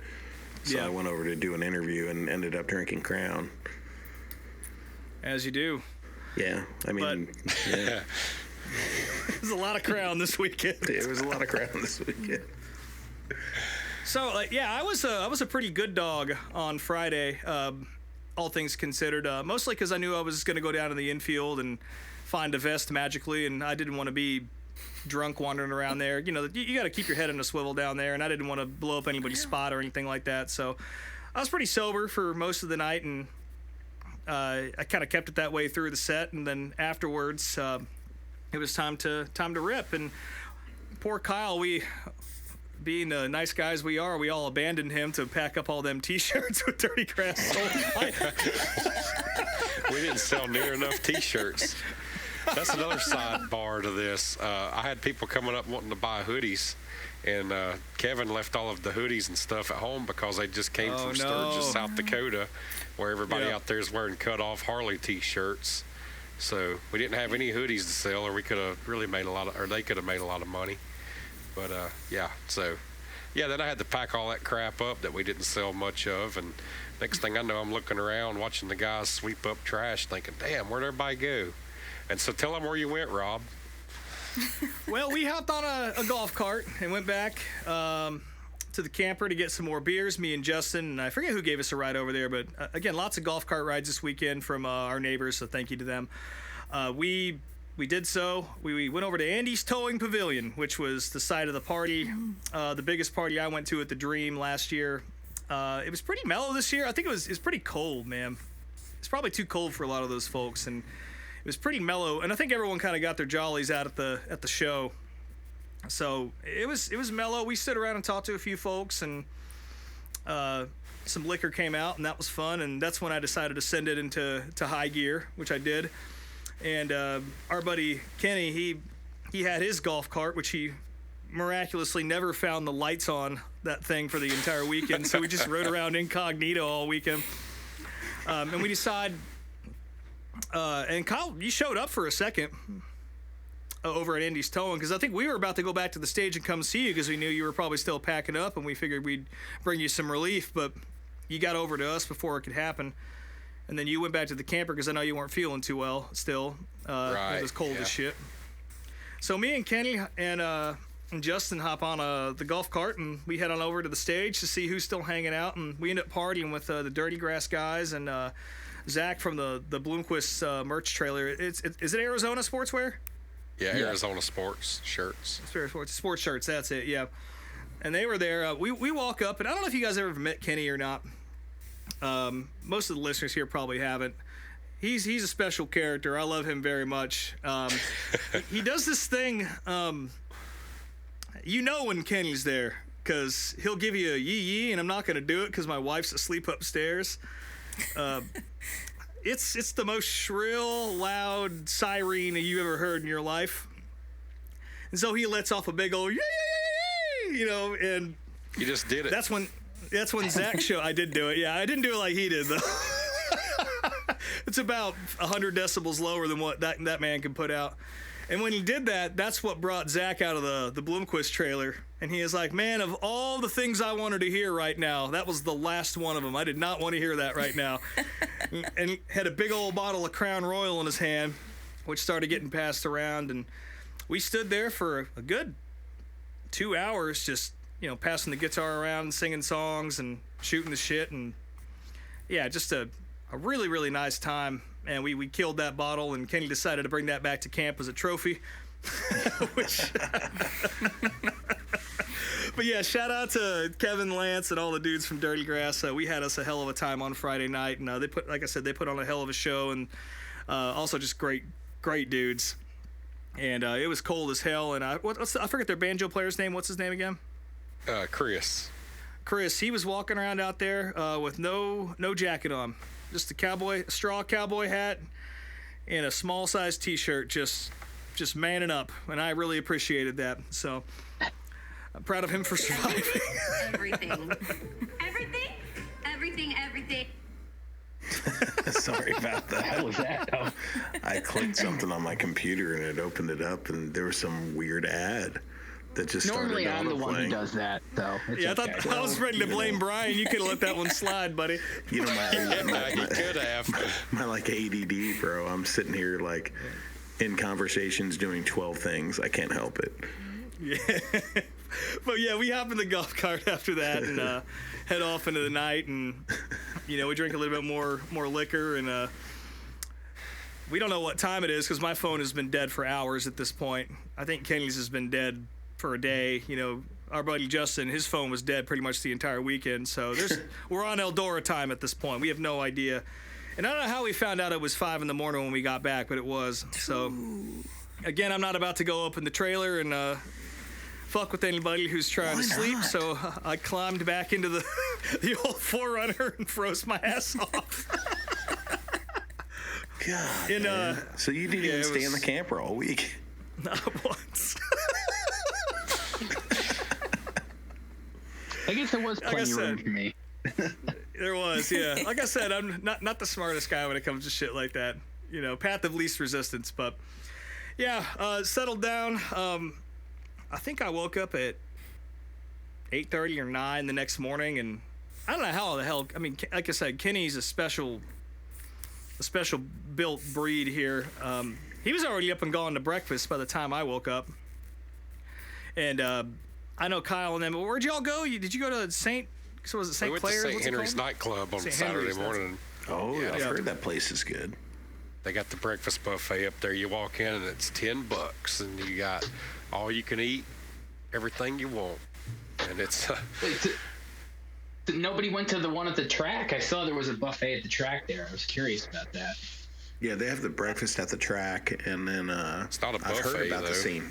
It's just breakfast. But then I've heard about the St. Henry's thing. I've never gone. I went to some place, I think in St. Henry's, that was like a coffee shop. That was really good. Yeah. So Justin and I, again, Justin, one of the folks that was camping with us, he left his sunglasses over by our seats. And usually the track is not locked up, or at least we didn't think it would be. And so we thought, well, fuck it, we'll go get some coffee, and then we'll go in and get your sunglasses, and we'll come back and kind of put ourselves back together before Scott's service at noon.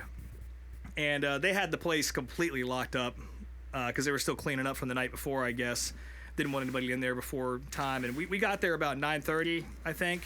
And there was already a huge line to get into the facility for Scott Bloomquist's funeral. There was also a huge line for breakfast, so we just sailed right past that and decided not to do that. And Justin didn't get his sunglasses, and that was it. So we just went back empty-handed. That's a crappy trip. Yeah, it was kind of a bummer, but fortunately, by the time at least get a pancake next time, dude. I mean, if you're gonna suck, put a pancake on it. The line was so long, and it did not move, but it's okay. By the time we got back, everyone was starting to arrive back, and Joe had brought us one of the guys hanging out. He had brought some snacks back, and he brought some Danishes back, and that was it. That's what I needed. Rob, I remember that. Can I say one thing about Eldora? Like, I'm not a guy that's gone to Eldora as much as like Kyle, right? I've gone to a handful of big races at Eldora now. Yeah. And before that, all the NASCAR stuff. But there's just something about Eldora in the late morning where when you're walking up in those grandstands and it's empty and it smells like maple syrup up there. Mm-hmm. It's just so unique, man, because of the breakfast that they have up there. And you're smelling maple syrup and the track's empty and it's a little chill in the air. And it's just the coolest thing, man. Those covered grandstands. It's just, it is so special. Yeah, it's a. I struggle to find the words to describe it unless you've actually seen the place. It's very special. I guess the next order of. Sorry, go ahead, Kyle. I was just going to say, you reminded me about something. You said something about Joe. We went that morning to St. Henry's nightclub and ate breakfast and all that. That was good. Well, after that, we went over to the gas station and pulled up to the pump, and Joe says, "What are you doing here?" I said, "Hell, I'm getting gas." I said, "What are you doing here?" Hell, he's the one that ran my generator the whole night before, so I had to go get gas. And he said, "Oh, okay, that makes sense." And so then we went to the grocery store, got some groceries. He got those Danishes you're talking about, and got those pork chops, and I just got a couple pork chops for me, and then a couple steaks. And next thing I know, whenever the cooking was going on later that afternoon, the people showed up, and luckily we had enough. I think we fed a lot of people there, so worked out pretty good. And I was happy to do that too, by the way. So yeah, Brian got there just in time to partake in some of the hot dogs and all that, but. Mm-hmm. But yeah, the next order of business in the day was going to pay our respects to Scott Bloomquist, which I mean, I've never been to a funeral that large in my life, and I've never been to a funeral at a racetrack. So walking up was pretty surreal because, you know, it's the same walk you always do to get to your seats at Eldora. You know, you're just walking up to the racetrack, you know. And it didn't really sink in for me until we walked up in the gates and they're playing, you know, some pretty somber funeral music or whatever. And they got this video montage off in the corner. And just immediately it's like, oh, I'm going to cry my eyes out today, aren't I? And we all did, I think. But yeah, man, how many people were there? 5,000, 6,000 showed up. I mean, Kyle, you compared it to at least, dude. Kyle compared it to being like going to Elvis's funeral or something like that. That's what it felt like. It was a huge. I can't express it. I was moved by it. Like whenever I left there, I mean, and they said 5,000 people, but I really think it was more like 10,000 people in attendance. It looked like a feature. Yeah, when I left there, I mean, I was moved by it because I was like, man, you know, that was and I think it really caught me, and anybody can go back and watch this. We don't need to recap this whole thing, but the thing that caught me was whenever Reed Millard said in his little speech that this is a once-in-a-lifetime opportunity or something like that, or once-in-a-lifetime event to attend a funeral like this for such a legend that Scott was. And when I left there, I mean, I thought those words stuck with me. I was like, wow, you know, that was like going to Elvis Presley's funeral or Hank Williams or, you know, maybe Dale Earnhardt or just somebody that was larger than life. And it exceeded my expectations, and it was the greatest funeral of all time for the greatest dirt late model driver of all time is the way I would put it. It was really special to have been there for sure. I think you said it. I don't think anybody could say it any better. Greatest funeral of all time. I've never heard those words said, but it was true. Yeah. Greatest funeral of all time for the greatest dirt racer of all time. I mean, that is the weirdest thing you've ever said, but the most brilliant thing you've ever said. All in one, buddy. But yeah, you know, just think about it. You know, we think about it from external, from us, right? From each of our point of view in life. You know, then when you think of it from Scott, you know. Yeah. What's your favorite place on God's green earth? Rob? Mine? Yeah. Well, it'd be standing in front of the Sandia Mountains on the Rio Grande, but now it's probably Eldora, I think, after this weekend. Well, mine's Bowman Gray. You know, everybody has their own, you know, their place, right? Now, think of Scott. You know, Eldora, that's his place. And he had a hero send-off, you know, at his place. You can't, you know, you can't ask for anything better. Yeah, and a shout out to, what was her name? Ruby Lee, I believe, the singer. She was incredible. Yeah. She did an amazing version of "Please Come to Boston" to close the thing out, and it brought the house down. Yeah, one the moment car, of comic relief. Going around the car going around to Planet Zero. Yeah. The car going around to Planet Zero was epic. I mean, you know, you're talking about the biggest showman, you know, in the history of maybe even racing. And there's a vehicle with his urn in it, you know, and his race car going around Eldora to a Shinedown song. Like it's just that was so Bloomquist. It out Bloomquist. That was so Bloomquist. It was epic indeed. One moment of comic relief for a couple of them. The fact that I could walk up to the concession stand and order a cold Miller Lite and some cheese balls and watch the 50-50 number go up on the board as the funeral was happening. Again, like, we're still at a racetrack. You know, it's still Scott's house, and it's still the exact same run of show as far as I'm concerned. Yeah, I thought that was wild that the bar was open, but it was kind of fitting, wasn't it, for a funeral? It was, yeah. The bar, yeah, people were going up there and getting whatever, you know, at the bar, and then going to their seats to watch a funeral. I'd never, man, you know, you can't make that up either. Yeah, I mean, it's just what you do at Eldora, I guess, and I guess that sort of makes what you do for a Scott Bloomquist funeral. It's true. You know, I think people put funerals suck, dude. Have you ever been to a good funeral? Yeah. That's why I said that was the greatest one. Yeah, standing around in a stuffy funeral parlor, being all sad. He'd want you to order beers at the bar. You know what really, the thing that hit me the most and made me cry the most was as soon as we walked in, like I said, they were playing all the music in the video montage, and they were handing out these programs as you do at a funeral, and you flip it over, and it's got that, what's that poem, Do Not Weep at My Grave or whatever. It's a common funeral poem. But just in the context of Scott and just his, his belief in reincarnation and just the way he was, that last line of that where it's like, I am still alive, that just completely broke me in half when I read that, and I had to turn it over and not look at it again for the rest of the day because it would make me cry every time.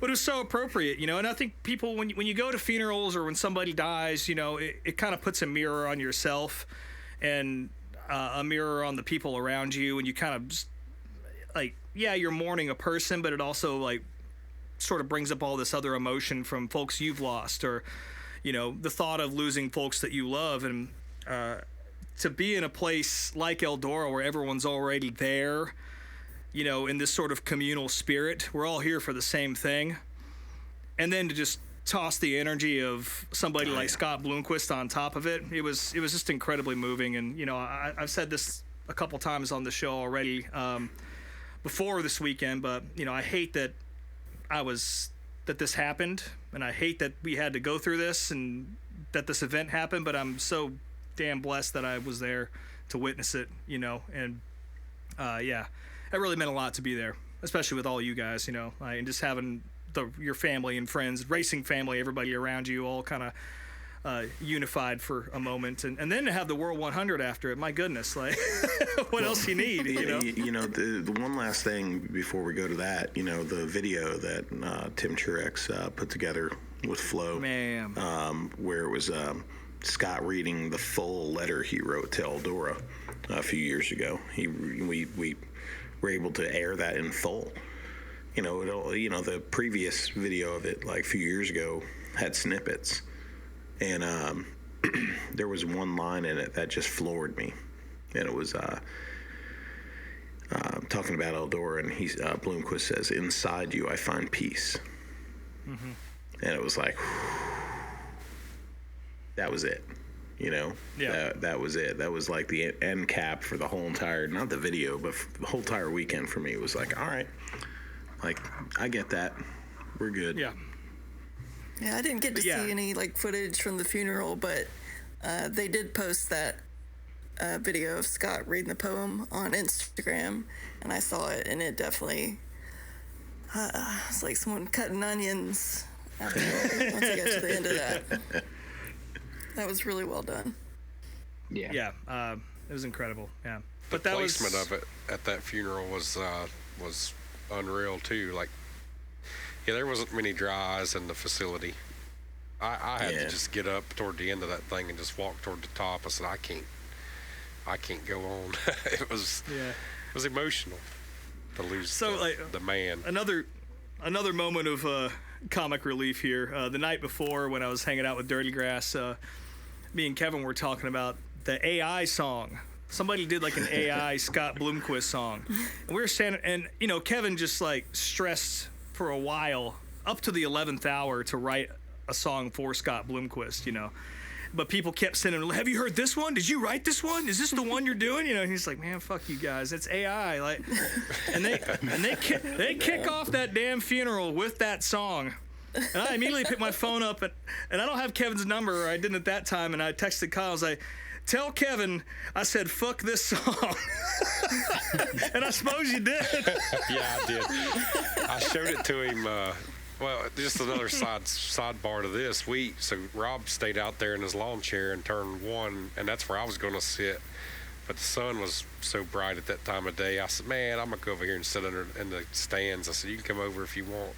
So me and Kevin went over and sat in those, and I guess Rob figured he'd sit in his lawn chair. So that's why we were apart. So he texted me that. My phone's on silent, and I picked up my phone and looked at it while that Ruby Lee was playing Amazing Grace to kick off the thing. And that's when he read your text. But a little I think you knew what you meant. No, Ruby. You never say that about that song. Yeah. No, I like Amazing Grace. Yeah. Yeah, to be clear, the AI Scott Bloomquist song. But yeah, I feel blessed to have been able to go there and witness that. And yeah, I guess I don't know if there's anything else we can really say about it. But if you do want to watch the service, it is on YouTube and on Flow. So, oh, I got another sidestep to this too. This girl behind me at the funeral over my shoulder, she was filming the funeral on her phone on the filming the big screen. And I kept looking at her and I'm like, man, she's still filming? She's still filming this? I'm like, what? I said, if you want to watch it later, I'm sure it'll be on YouTube and Flow and all this. And she's just annihilating her phone battery and all of her memory and everything just to capture this funeral that she wants to watch again. I couldn't believe hours straight of videotaping a television screen. Yeah. Beat all I had ever seen. One more story to close it out. You know how I hate people standing up at the racetrack. Of course, some folks just came in on the concourse of the sidewalk right below us, and they stood for the whole damn funeral, and I couldn't even see the stage, so I had to watch it on the screen. And again, not an appropriate time to be like, would you just sit down, please? For fuck's sake. I let it slide, but yeah, please. That's when it's good being a big dude like me. Because I just go up and tap them on the shoulder, and they'll sit.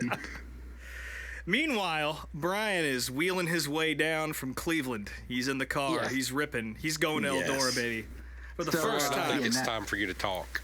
Yeah, I was gonna say. So now I guess it's my time for first impressions of Eldora, because this is my first time ever going there. And cool.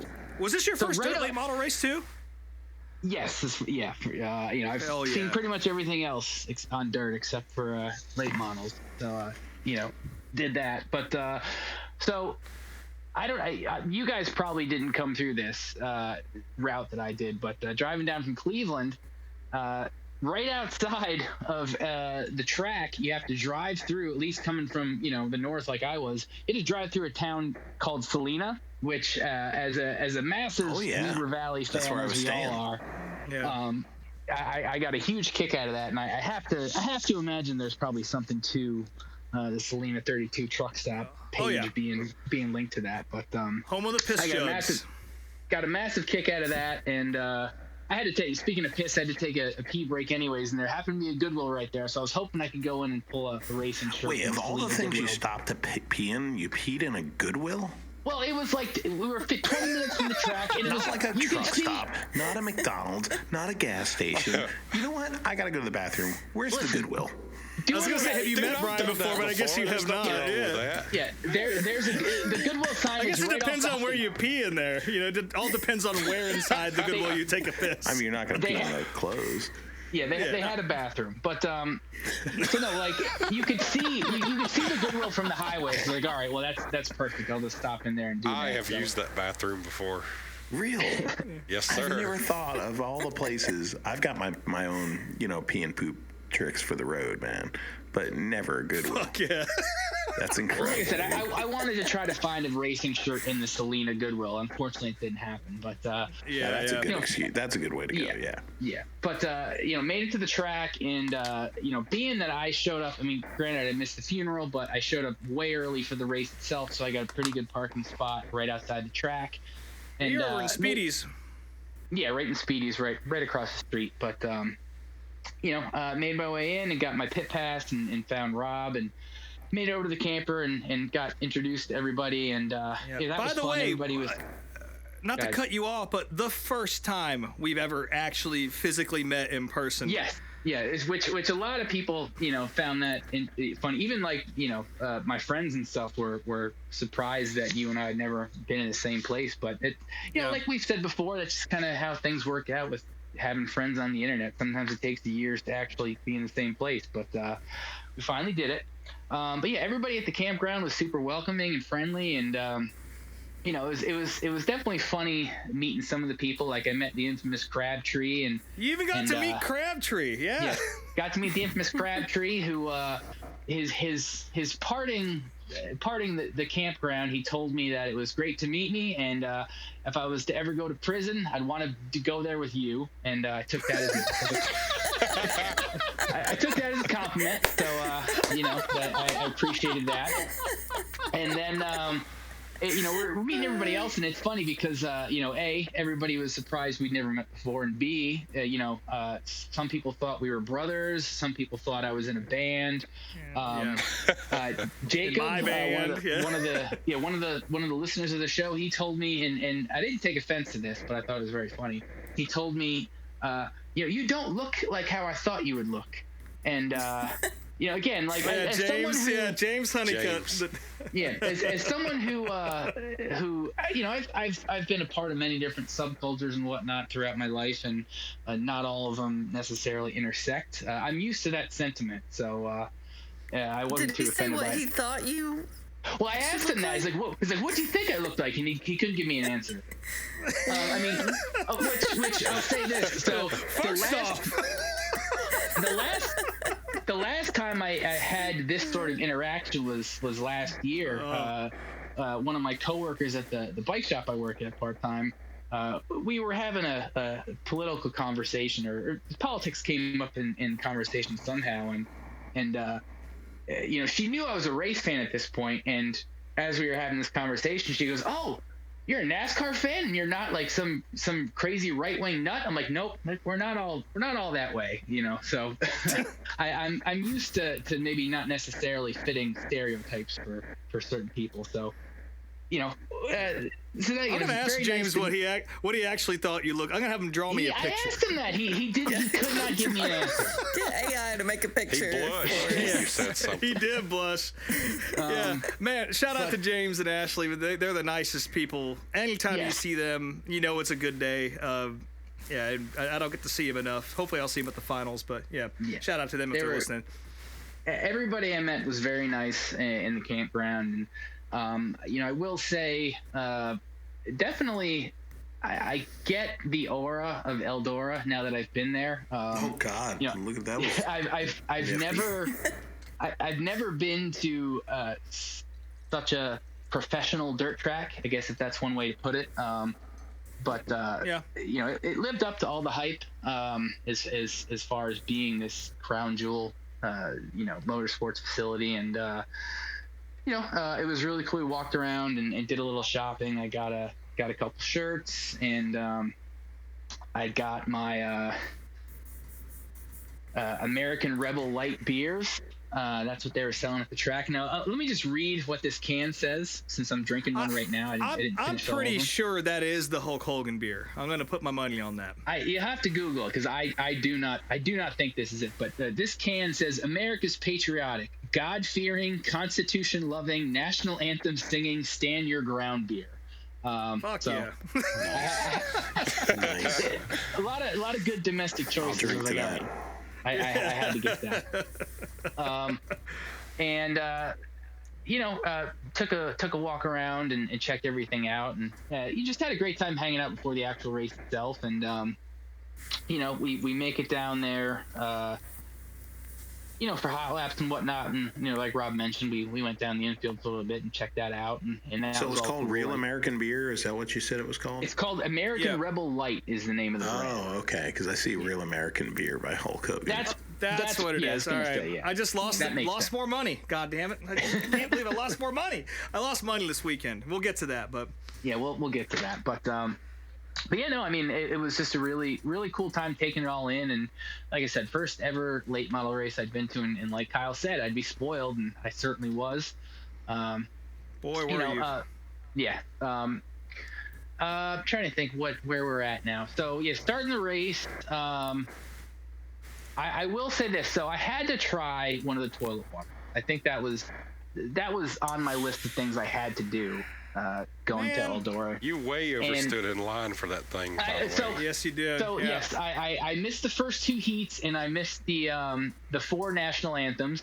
I will say this also: there were everybody in line was bitching about all the national anthems. Like, I was standing right behind like a bunch of dipshit, like probably early 20-year-old kids, and they were complaining the whole time, like, this is America, like, why are they playing all these national anthems? And then they go up to the bar and order like 20 mixed drinks, and the bartender like apologized to me when I went to get my one fucking toilet water.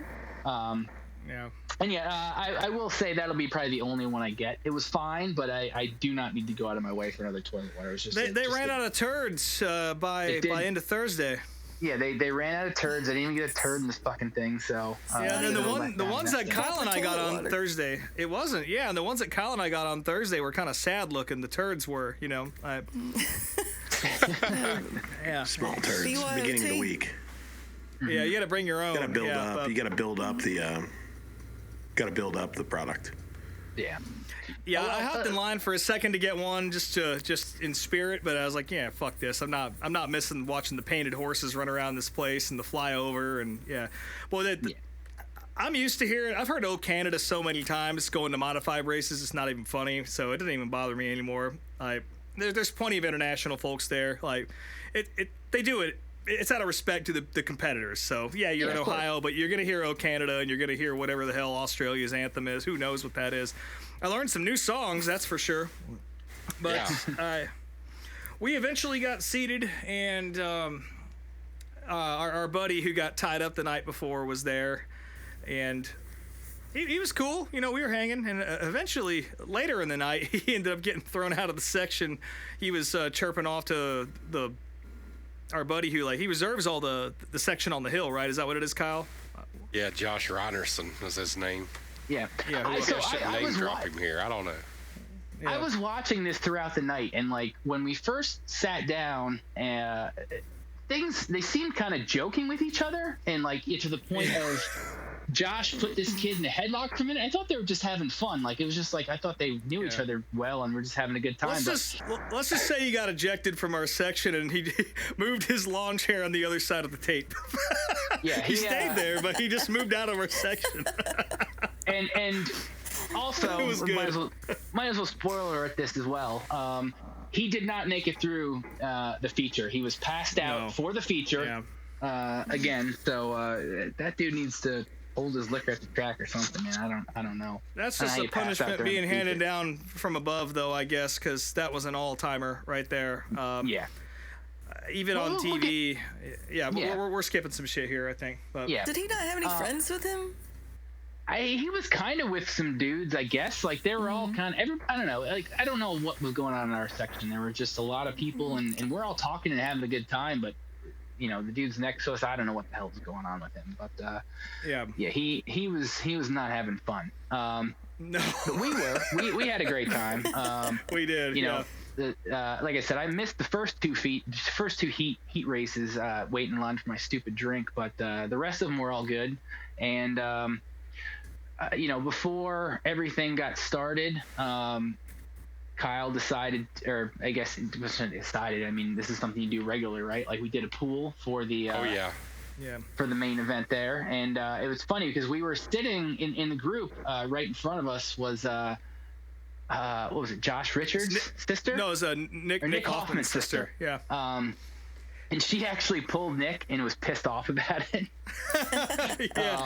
They didn't run as well as they wanted to this weekend, unfortunately. No. Although he was in the B main, I think, and got his way into the A main, right? I think. Yeah, they were down on horsepower or something. I don't really know what was going on, but they made the show for sure. But they definitely weren't running as hot as they wanted to. But yeah, she drew her brother and. Yeah. Also, just a quick shout out to Dale McDowell getting the pole in a Bloomquist car. I mean, how appropriate is that? Dale McDowell, one of the old dogs. Mac Daddy's been around a long time, and he doesn't sit on the pole all that often these days. And so to see him do it at Eldora for the biggest race of the year was certainly special.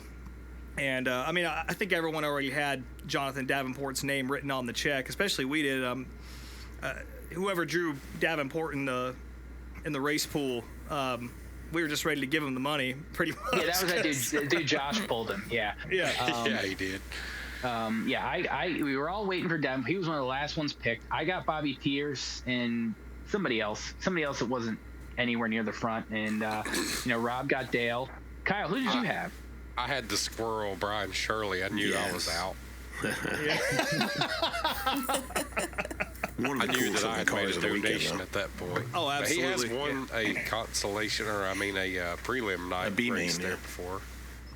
Yeah, Has he won a B main there too? Yeah, he's probably won a couple of B-mains. Certainly not Love a that scrub, guy. but yeah, he's probably not winning the race, that's for sure, especially when Jonathan Davenport and Bobby Pierce are out there. But before the race started, though, we can't forget this. So there was they played the Bloomquist Eldora story video, which that was my hype first video, time yeah. seeing it, and that was a different very neat version to of see. it. Oh, Yeah, was the it? pre-race version. The pre-race version was, him reading the letter, but it was also a hype video for the race. Whereas Okay. the version that was posted on Flo's socials and the version played at the funeral was just straight up Scott and Eldora. So Okay, I haven't had a it was chance still to watch pretty. that. It was pretty rad because this version that he's speaking of, there, definitely ends in a little bit of a hype.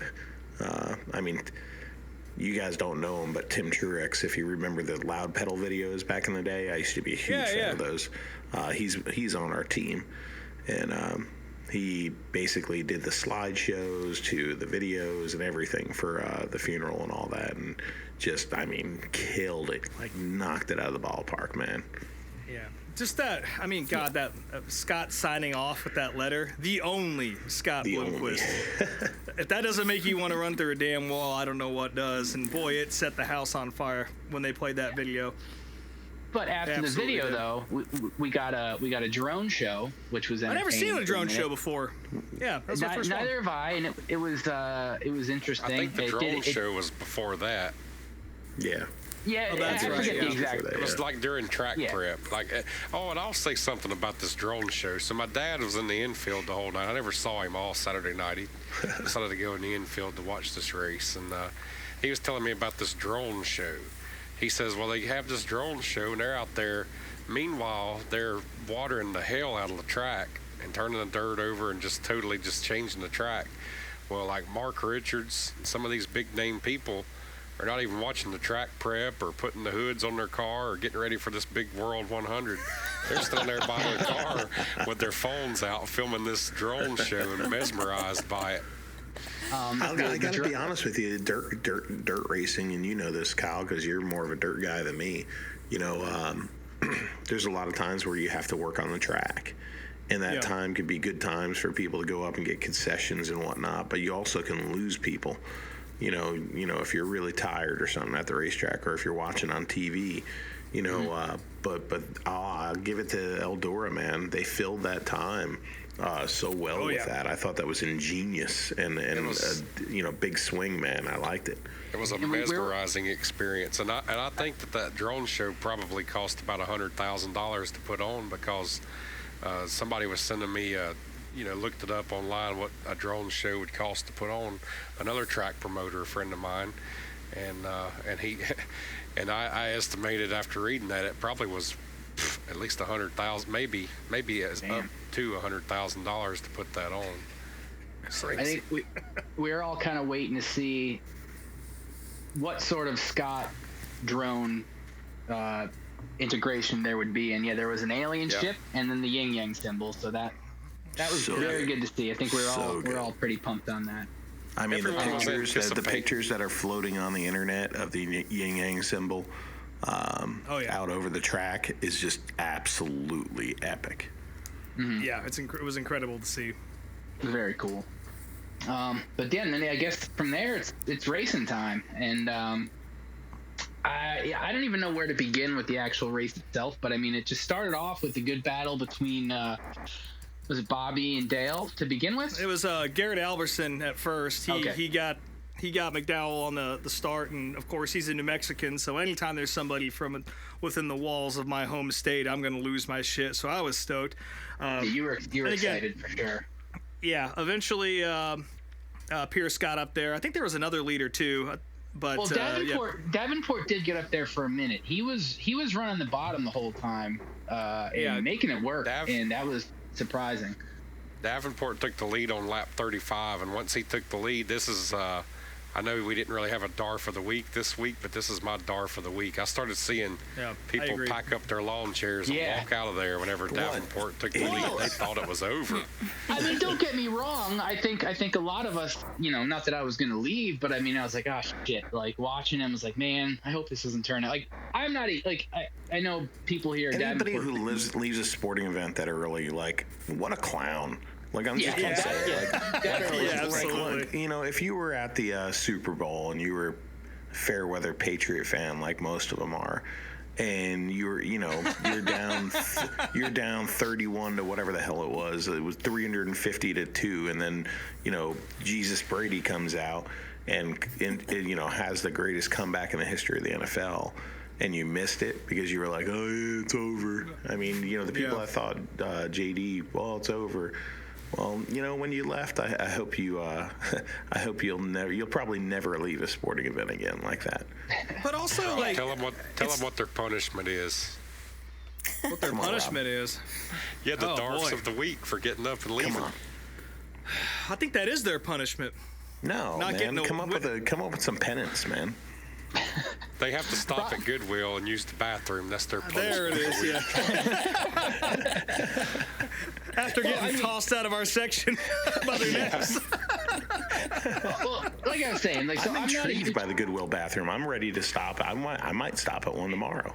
It's just I can tell you, as a woman, it is not the bathroom I would choose. Some of the Goodwills in my area are pretty nice, and they're actually regular stops on my routes and stuff. But that's not different. here. Yeah. So you're used to pissing in Goodwills. That's what's... Yes, it's my job. But no, I mean, like I said, I'm not a huge Davenport fan, and I was still I was expecting, I was expecting him to be up there and in the mix, and I wasn't gonna leave, but I was like a little bummed, like, fuck, he's already up there. Pierce started to catch him, and they got into a little bit of a battle there, and then Davenport knocked the right rear into the fence, and it screwed up his arrow a little bit. So that's what caused him to drop back a little bit and gave Dale McDowell a chance. And Dale was just kind of running that middle line, which is, we saw Scott Bloomquist do that a lot too. He'd kind of run the middle there, and boy, as Dale started to catch Bobby, the place just it went electric. And then when Dale did catch Bobby, the place exploded. Like and again, I had him in the race pool, so I had ulterior motives as well. But to see a Bloomquist car win the World 100, where we just said goodbye to Scott Bloomquist a few hours earlier, I mean, you want to talk about all the emotions of being a sports fan or a racing fan or whatever, and just like putting your heart and soul into this basket, just for submission to whatever happens. Like, that's exactly what you want to see.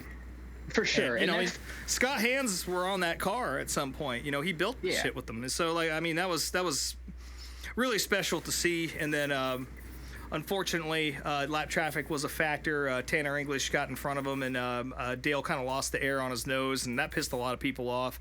Again, I was also mad. Let me say one thing about that. I was just gonna say you should say something about that. Yeah. Yeah. Dude, people went at Tanner on Facebook about it. And so the end of the night, it's like 2 hours after the race before I came and saw you, bud. And I'm walking out, and Gordy Gundaker says something like, oh, you look like you're dragging your ass, Dillner. And I walk over to him and McDowell, and I was like, hey, man, it sucks, man. Man, I thought you had it. And he was like, oh, not a big deal. And we're all talking for about 20 minutes. And up walks Tanner English, and Tanner goes, Dale, man, I just got to tell you, I mean, I'm sorry if I messed you up, or, I guess everybody says I did. I just want to come over and apologize. He came over so humble. And Dale was like, whoa, listen. He's like, I heard it a little bit in the media center. There is nothing that you did. He goes, you kept your lane. He held his line, he goes, if Bobby Pierce could get around me, I could have gotten around you too. You left me plenty of room. He said, the thing is, at that point, his car, it lost the air. That was, exactly right there when he got behind him on the nose. But he couldn't make, at that point in the race, he couldn't make the middle or the top work. He said as soon as he did, the front wheels chattered. So he was like, he knew he was kind of a sitting duck. So it was really nothing that Tanner could do and nothing that Dale could do. Dale couldn't get around him, man. And there's plenty of room, you know. So those fans that were like, oh, Tanner English got in the way and screwed Dale McDowell out of that win. No, he didn't. Yeah. That's just And the racing moment right watching there. it, I was kind of upset about it. But yeah, I mean, Oh, me too. it is what it is. Yeah, I mean, watching it live, those guys are in the car. They know the real scoop, and I'm glad you just told that because that's the first time I've heard that. Yeah, poor Tanner was like, man, they're just giving. And Dale's like, you know what? I'll take care of it. Like, I'll make sure. You know, he's like, I'm not doing it to be nice. Like, you literally gave me. He said, if Bobby Pierce could get around me, you gave me plenty of room. Yeah. Yeah, I was about to, when you came and visited me at the campground later in the night, I forget what I said, but it was like, I feel like Bobby Pierce owes Tanner English an edible arrangement or something. You're like, nah, stop right there, bud. And you told me that story, and I was like, oh, shit, I'm the asshole here. Dude, that was my favorite part of the night, by the way. Come by and saying what's up? Dude, the post-race chill is always the greatest time. You know, it felt like being out at Stafford because it was so cold and there was a fire and all that. Yeah, that was good. Yeah, there's a campfire. There was some joint like in the grass that I saw a dude pick up and smoke. Oh, by the way, yes, this is race number 3 of the year where I smoked weed off the ground and follows. Yeah, I wasn't talking about you, but yeah. I smoked it though. that neighbor, man. I was watching that neighbor and I'm like, what is he doing? And then I'm like, looking, I'm like, dude, he just picked something off the ground. And then I'm like, oh my God, he's smoking it. Yeah. So let me just go back though and say, as someone who is holding the winning pool ticket in my hand. Yeah, right. Knowing like. By the way, Bobby Pierce won the fucking race, and again, he's the best late model driver in the country. No, I don't want to hear it. Let him gloat. Let me finish the fucking. Let me finish what I was gonna say, Rob. So listen, it's always nice to win money in bets and whatnot, but as much as my wallet wanted Bobby to win, like as I'm watching this race and knowing, you know, Dale's story and his involvement with Bloomquist and seeing the crowd erupt like they did when he got that lead, like I would not have been pissed off if I didn't get that money, you know, like I knew how special that moment was and how important it would have been for him to win that race, especially since he had won the race before, but only because was he the one who finished second to Bloomquist when he didn't make weight, or who did he got no, a that win, was Davenport. He lost it to Shannon Babb like in 2004? 05. 05, yeah. Because Dale said he's like he wanted to win a real one, and you know, like I said, I totally understood the gravity of the situation, and that's where it's like, you know, as cool as it was to win the money and all that, like if Dale had won, I would have been very happy also, because I knew it would have meant so much more to everybody else that was there. So especially like one Rob Moats, who would have gone home $175 richer. Of course, you know, like I said, it was bittersweet getting that money, but you know, I wasn't pissed off either. That's the bitch about sports betting, man. Sometimes you bet against the good story, and you want to see it, but you also want that money. So I get that conflict. Happens every week in DraftKings. You know, it is what it is. Yeah. But you know, all I'll say for my first trip here, I mean, like I said, I get it now. Not that I had any doubts about it before, but just the entire experience and meeting everybody and hanging out, and you know, I guess I'm one of the dogs now, as Rob says. So, you know, now I guess Chili Bowl's up next on the list. So we'll see if that happens. Yep, that's next on the list, unless we can make it to the Dome in December. But that's another conversation, I suppose. You need to come to the Dome. That way you can eat at that new NASCAR restaurant in the airport out there. Oh, there we go. Listen, I went to the NASCAR cafe more than once. I don't need to go anywhere else. That was terrible. I terrible. remember that was a topic of discussion on this podcast a while back, and it was. I'm just looking forward to getting to that St. Louis airport so I can look for it and send you guys a picture. See how empty it is. Yeah. Oh, man. Dillner, any closing thoughts on your weekend there? Again, I know you were working and it was busy, and you get a different perspective than all of us, but anything to close this one out? Yeah. Just, just badass. It's freaking Eldora. I'm an asphalt guy, and but I love dirt racing. Always have. And screw it. I'm just gonna be sappy. I'm just gonna be who I am, and I just think it's awesome. Like the opportunity to go to the best dirt track in the world and see some of the best races in the world. And work it is ridiculous. My next step, though, 100%. I've got two things that I need to do, and one is go there and camp. I want to go to Eldora. I want to go to Eldora so bad. I want to camp. Even if I have to work, I want to camp and work. But my biggest thing on the bucket list now, because I got to check the green check on my bucket list on the phone for going to the World 100. That was a great feeling. I added one to my bucket list this weekend, and that's taking Hudson, my little guy. He's 9. Just turned 9 while I was at Eldora, actually. Taking him to Eldora has now vaulted up on my bucket list. That place is just so rad. True Love, if you've never been there, I don't know if you have, you gotta go. It's just the coolest it's on my damn bucket place. List. Oh, it's so good. 25, bud. 2025. It's got to happen. Yeah, you gotta I go. want to go to the World, too, because I love the weather at the World, as opposed to summer weather. Yeah, it's modified weather. Yeah. Damn straight, Skippy. You can how about guarantee you, I'll Kyle? be back. Yeah, you can guarantee I'll be back in 2025 for the World. And I want to say, I don't know how to say this, but the whole weekend was great racing. Every single race was really good.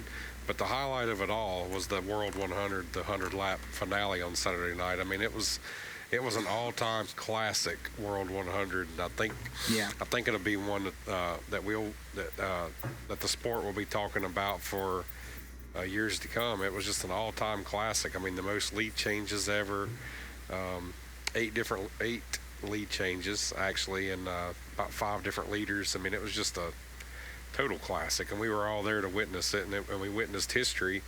And I think, Rob, you said something at one point, like even if Davenport would have won it, we would have witnessed history. No matter what, you're witnessing history there, watching the World 100. Yeah. Would have tied Billy Moyer. That's incredible to see, in that level of domination. And, I feel like race fans often equate domination to boring racing, but it's not. It's greatness. You don't get to see greatness all that often. And, that's what Jonathan Davenport is doing, so... Listen, I was at Jeff Burton's. I was at the New Hampshire race. Jeff Burton won or led all 300 laps. Well, that's a little different. It's not always good. It's not always good. That's a little different, but we were definitely blessed to see a wild show, and for sure. So I'll say this: so for first trips to any tracks I've ever been to, this one is right up there with my first trip to Daytona, which was seeing Dale Jr. winning the Wrangler car. So that's right up there with us. Hell yeah. Yeah, I guess we can wind it down with this. Again, the racing was great, and the experience of being at the racetrack is so special, and being there, especially with the spirit of Scott Bloomquist just all over that place, covering the speedway up. Again, for me, it's just the people and the hang. I don't get to see a lot of these people very often, and I might get a little emotional saying all this, but it really means the world to me to go to a fucking cornfield in the middle of Ohio. Yes. There ain't nothing else going on, and I get to see all these people that mean so much to me, and some I've known for a long time, some I haven't even met yet, but I will. Like our buddy Crabtree, for example. I've only seen that guy twice in my life, but we hugged each other like we've known each other for 30 years. And a lot of that has to do with just the spirit of that place. And there's just not many things in life, especially in this era we live in, where you get to feel that human connection in such a strong way. And I love that shit. I live for it. It's the thing that keeps me positive in life and keeps me going, and I think it's the same way for a lot of others, and I think that's why everybody keeps going back. So just that human element and just being around all the folks in the campground and in the grandstands, and you can talk to anybody there, man. It's crazy. Again, Kyle, I really appreciate you opening up your house to me there, and you're the one who got me out there the first time and got me hooked on it, and Matt, it's always a pleasure to see you, and to have you and come film us and just hang out. You don't have to lie, bro. Come on. I'm serious.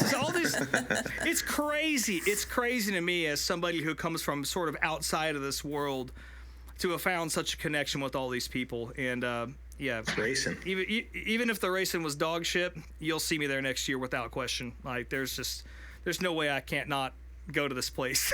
It's like I say to my boy. Okay, I'm like, racing friends are real friends. There's been times in my life where racing people were there for me just as much, if not more, than real family. So, it's just, they are family. So, dysfunctional, Brian, weird, strange family. Yeah, I wouldn't have it any other way. 100%. And Brian, it was so fucking good to finally actually get to hang with you like in person, and especially at a place like that. That means a lot to me, and I'm glad you got to come out and experience that. And see what it's all about. And it's so good. I had a real blast. Obviously, it was great finally getting to meet you. It was great finally getting to meet Kyle, and fortunately didn't get to meet Matt. But you're a busy guy and working and all that, so I'm sure I'll meet you somewhere down the road. But I had an absolute blast. Rob, you said it so much better than I could, as far as people in the racing world just being great people and really welcoming, and I loved it, and it's something I wish happened more often than it does. But I'm just excited for the next one at this point. Oh yeah, Hey, it's not an easy place to get to, but not everything that's good in life is easy. 9 hours away. It ain't too bad. You just gotta do it. Check your phones real quick.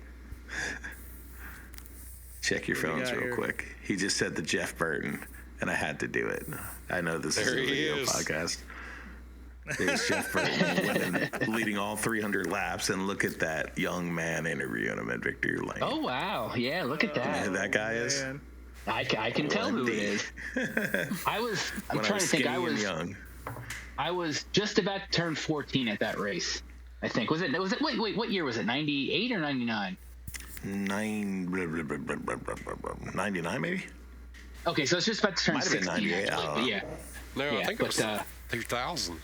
It's 2000, yeah, because it was right after because they put the plates Kenny on them. passed away. And, that's right. That's right. Okay, it's the plate race. That was the plate race. You're right. Yeah, I was 16 at that race. Yeah, but no, I was there for sure. Yep. Yeah, thank God they figured out the safer barrier, because that race was terrible. But yeah, my goodness. But yeah, just go, folks. Just go to this place. It was great to meet you two, Brian and Rob. That was just we had a killer time, and I don't know if that week just flew by. It was just in the distance, and then of course had to go back to work yesterday on Monday, and that was tough. I had about forgot that I even had a job after being at Eldora for 4 nights. I go back, I'm like, man, what am I supposed to do? So. Yeah. Pretty wild Monday returning from Eldora, and it always is every year. But man, we'll be back to do it again next year. Mm-hmm. Yes, sir. Without question. Without question. Well, I guess at this point we can get things wrapped up. No video of the week this week. Obviously, we had a long ass episode, so we're gonna save the ESPN video for next week. But yeah, as always, you can follow us at Meet Me at Applebee's on Instagram and Meet Me at the Bees on Twitter. I am Speedway Screens on all the things, and SpeedwayTSJ.etsy.com is the store. Meemaw, what do you want to plug? When's your next crowd appearance? Fuck you. She'll be in the fan zone at Bristol. Yeah. Tim Duggar's going to point her out. Yeah, that'll be next weekend. We'll have plenty to talk about then. But I do want to add that it really warmed my little heart seeing a picture of Meemaw's 2 special boys together. So I will definitely have to make it out next year. Mm-hmm. Yes, absolutely. It's mandatory now. You have to. Mm-hmm. So, no plug though. No, I'll let the guests do their. Let me get mine out of the way real quick. Rob Motes _unofficial. My band's called These Wild Plains, and do yourself a favor and follow Dirty Grass Soul online. They're a great band and kindred spirits, as it turns out. So if you like my band, you'll definitely like them. And over to our guest. I guess we'll start with Kyle. You got any plugs, bud? Well, not really, but Kyle Armstrong 53 on Twitter and Instagram. I mean X. And if anybody wants to buy a golf cart, I'm selling golf carts now. I'm not with SRI anymore. So Charlotte Golf Carts, look us up. We really need to sell some of those bad boys. Do the headlights work on those? Yeah, we do have working headlights on these golf carts. Well, I mean, if you're in Eldora, there's like 1,000 golf carts there. So surely if somebody's listening to this, they might happen to need one or need parts. So give me a call. For sure. Yeah, well, Kyle's definitely the man for the job. And over to you, Dillner. Yeah, man. At Matthew Dillner on pretty much everything. Really complicated screen name. Try to keep it real, mysterious. And and then Flow Racing, of course. And big shout out to everybody who I met at Eldora. Everybody who opened their, hearts to us in interviews. And yeah, man, just keep it locked on Flow. I'll be at a Smart Modified Tour this week. At Dominion Speedway for the Flying VA Classic to honor the Hendrick Racing family, and hell yes, which is absolutely a sick event. Yeah, that's about it. Going 600 horsepower ground pounders on pavement this week, man. Diverse. Amen. By the grace of God. Be sure to send my regards to Carson Lofton, please, would you? Will do, man. I'll see him for sure. Actually, I'll talk to him tomorrow, probably. Very nice. Well, I think it's only appropriate to close this out with one more goodbye to Scott Bloomquist. I got a little glass of Crown here. I'm still working on that same fucking bottle, by the way. It's a little tough to get down, but hey, I ain't no bitch, and this is for Scott. But yeah, man, they don't make them like Scott anymore, and like Scott said himself. Speaking of Crown, hold on. Speaking of Crown, since Scott was a Crown guy. I told you we did some Crown that night. We did it for Scott, and I was in. There was tour buses everywhere, man. I was in Dylan Scott's tour bus with Manny Falcon, and drinking vanilla Crown with Coke. Holy crap, that was good. That I just might have found a new drink. I know that's not earth shattering, but Crown Vanilla, dude, that stuff is smooth. We were drinking the apple Crown, and that was pretty good. I enjoyed that. Yeah, I've had that before. It's not bad. I'm not a Crown drinker normally, but the apple I'll drink. Man, we never give a shout out to Donnie Ratcliffe. He's the one that had all the Crown.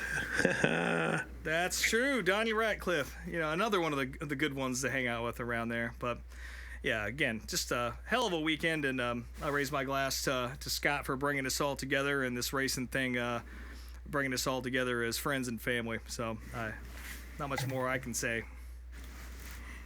Cheers. Ooh.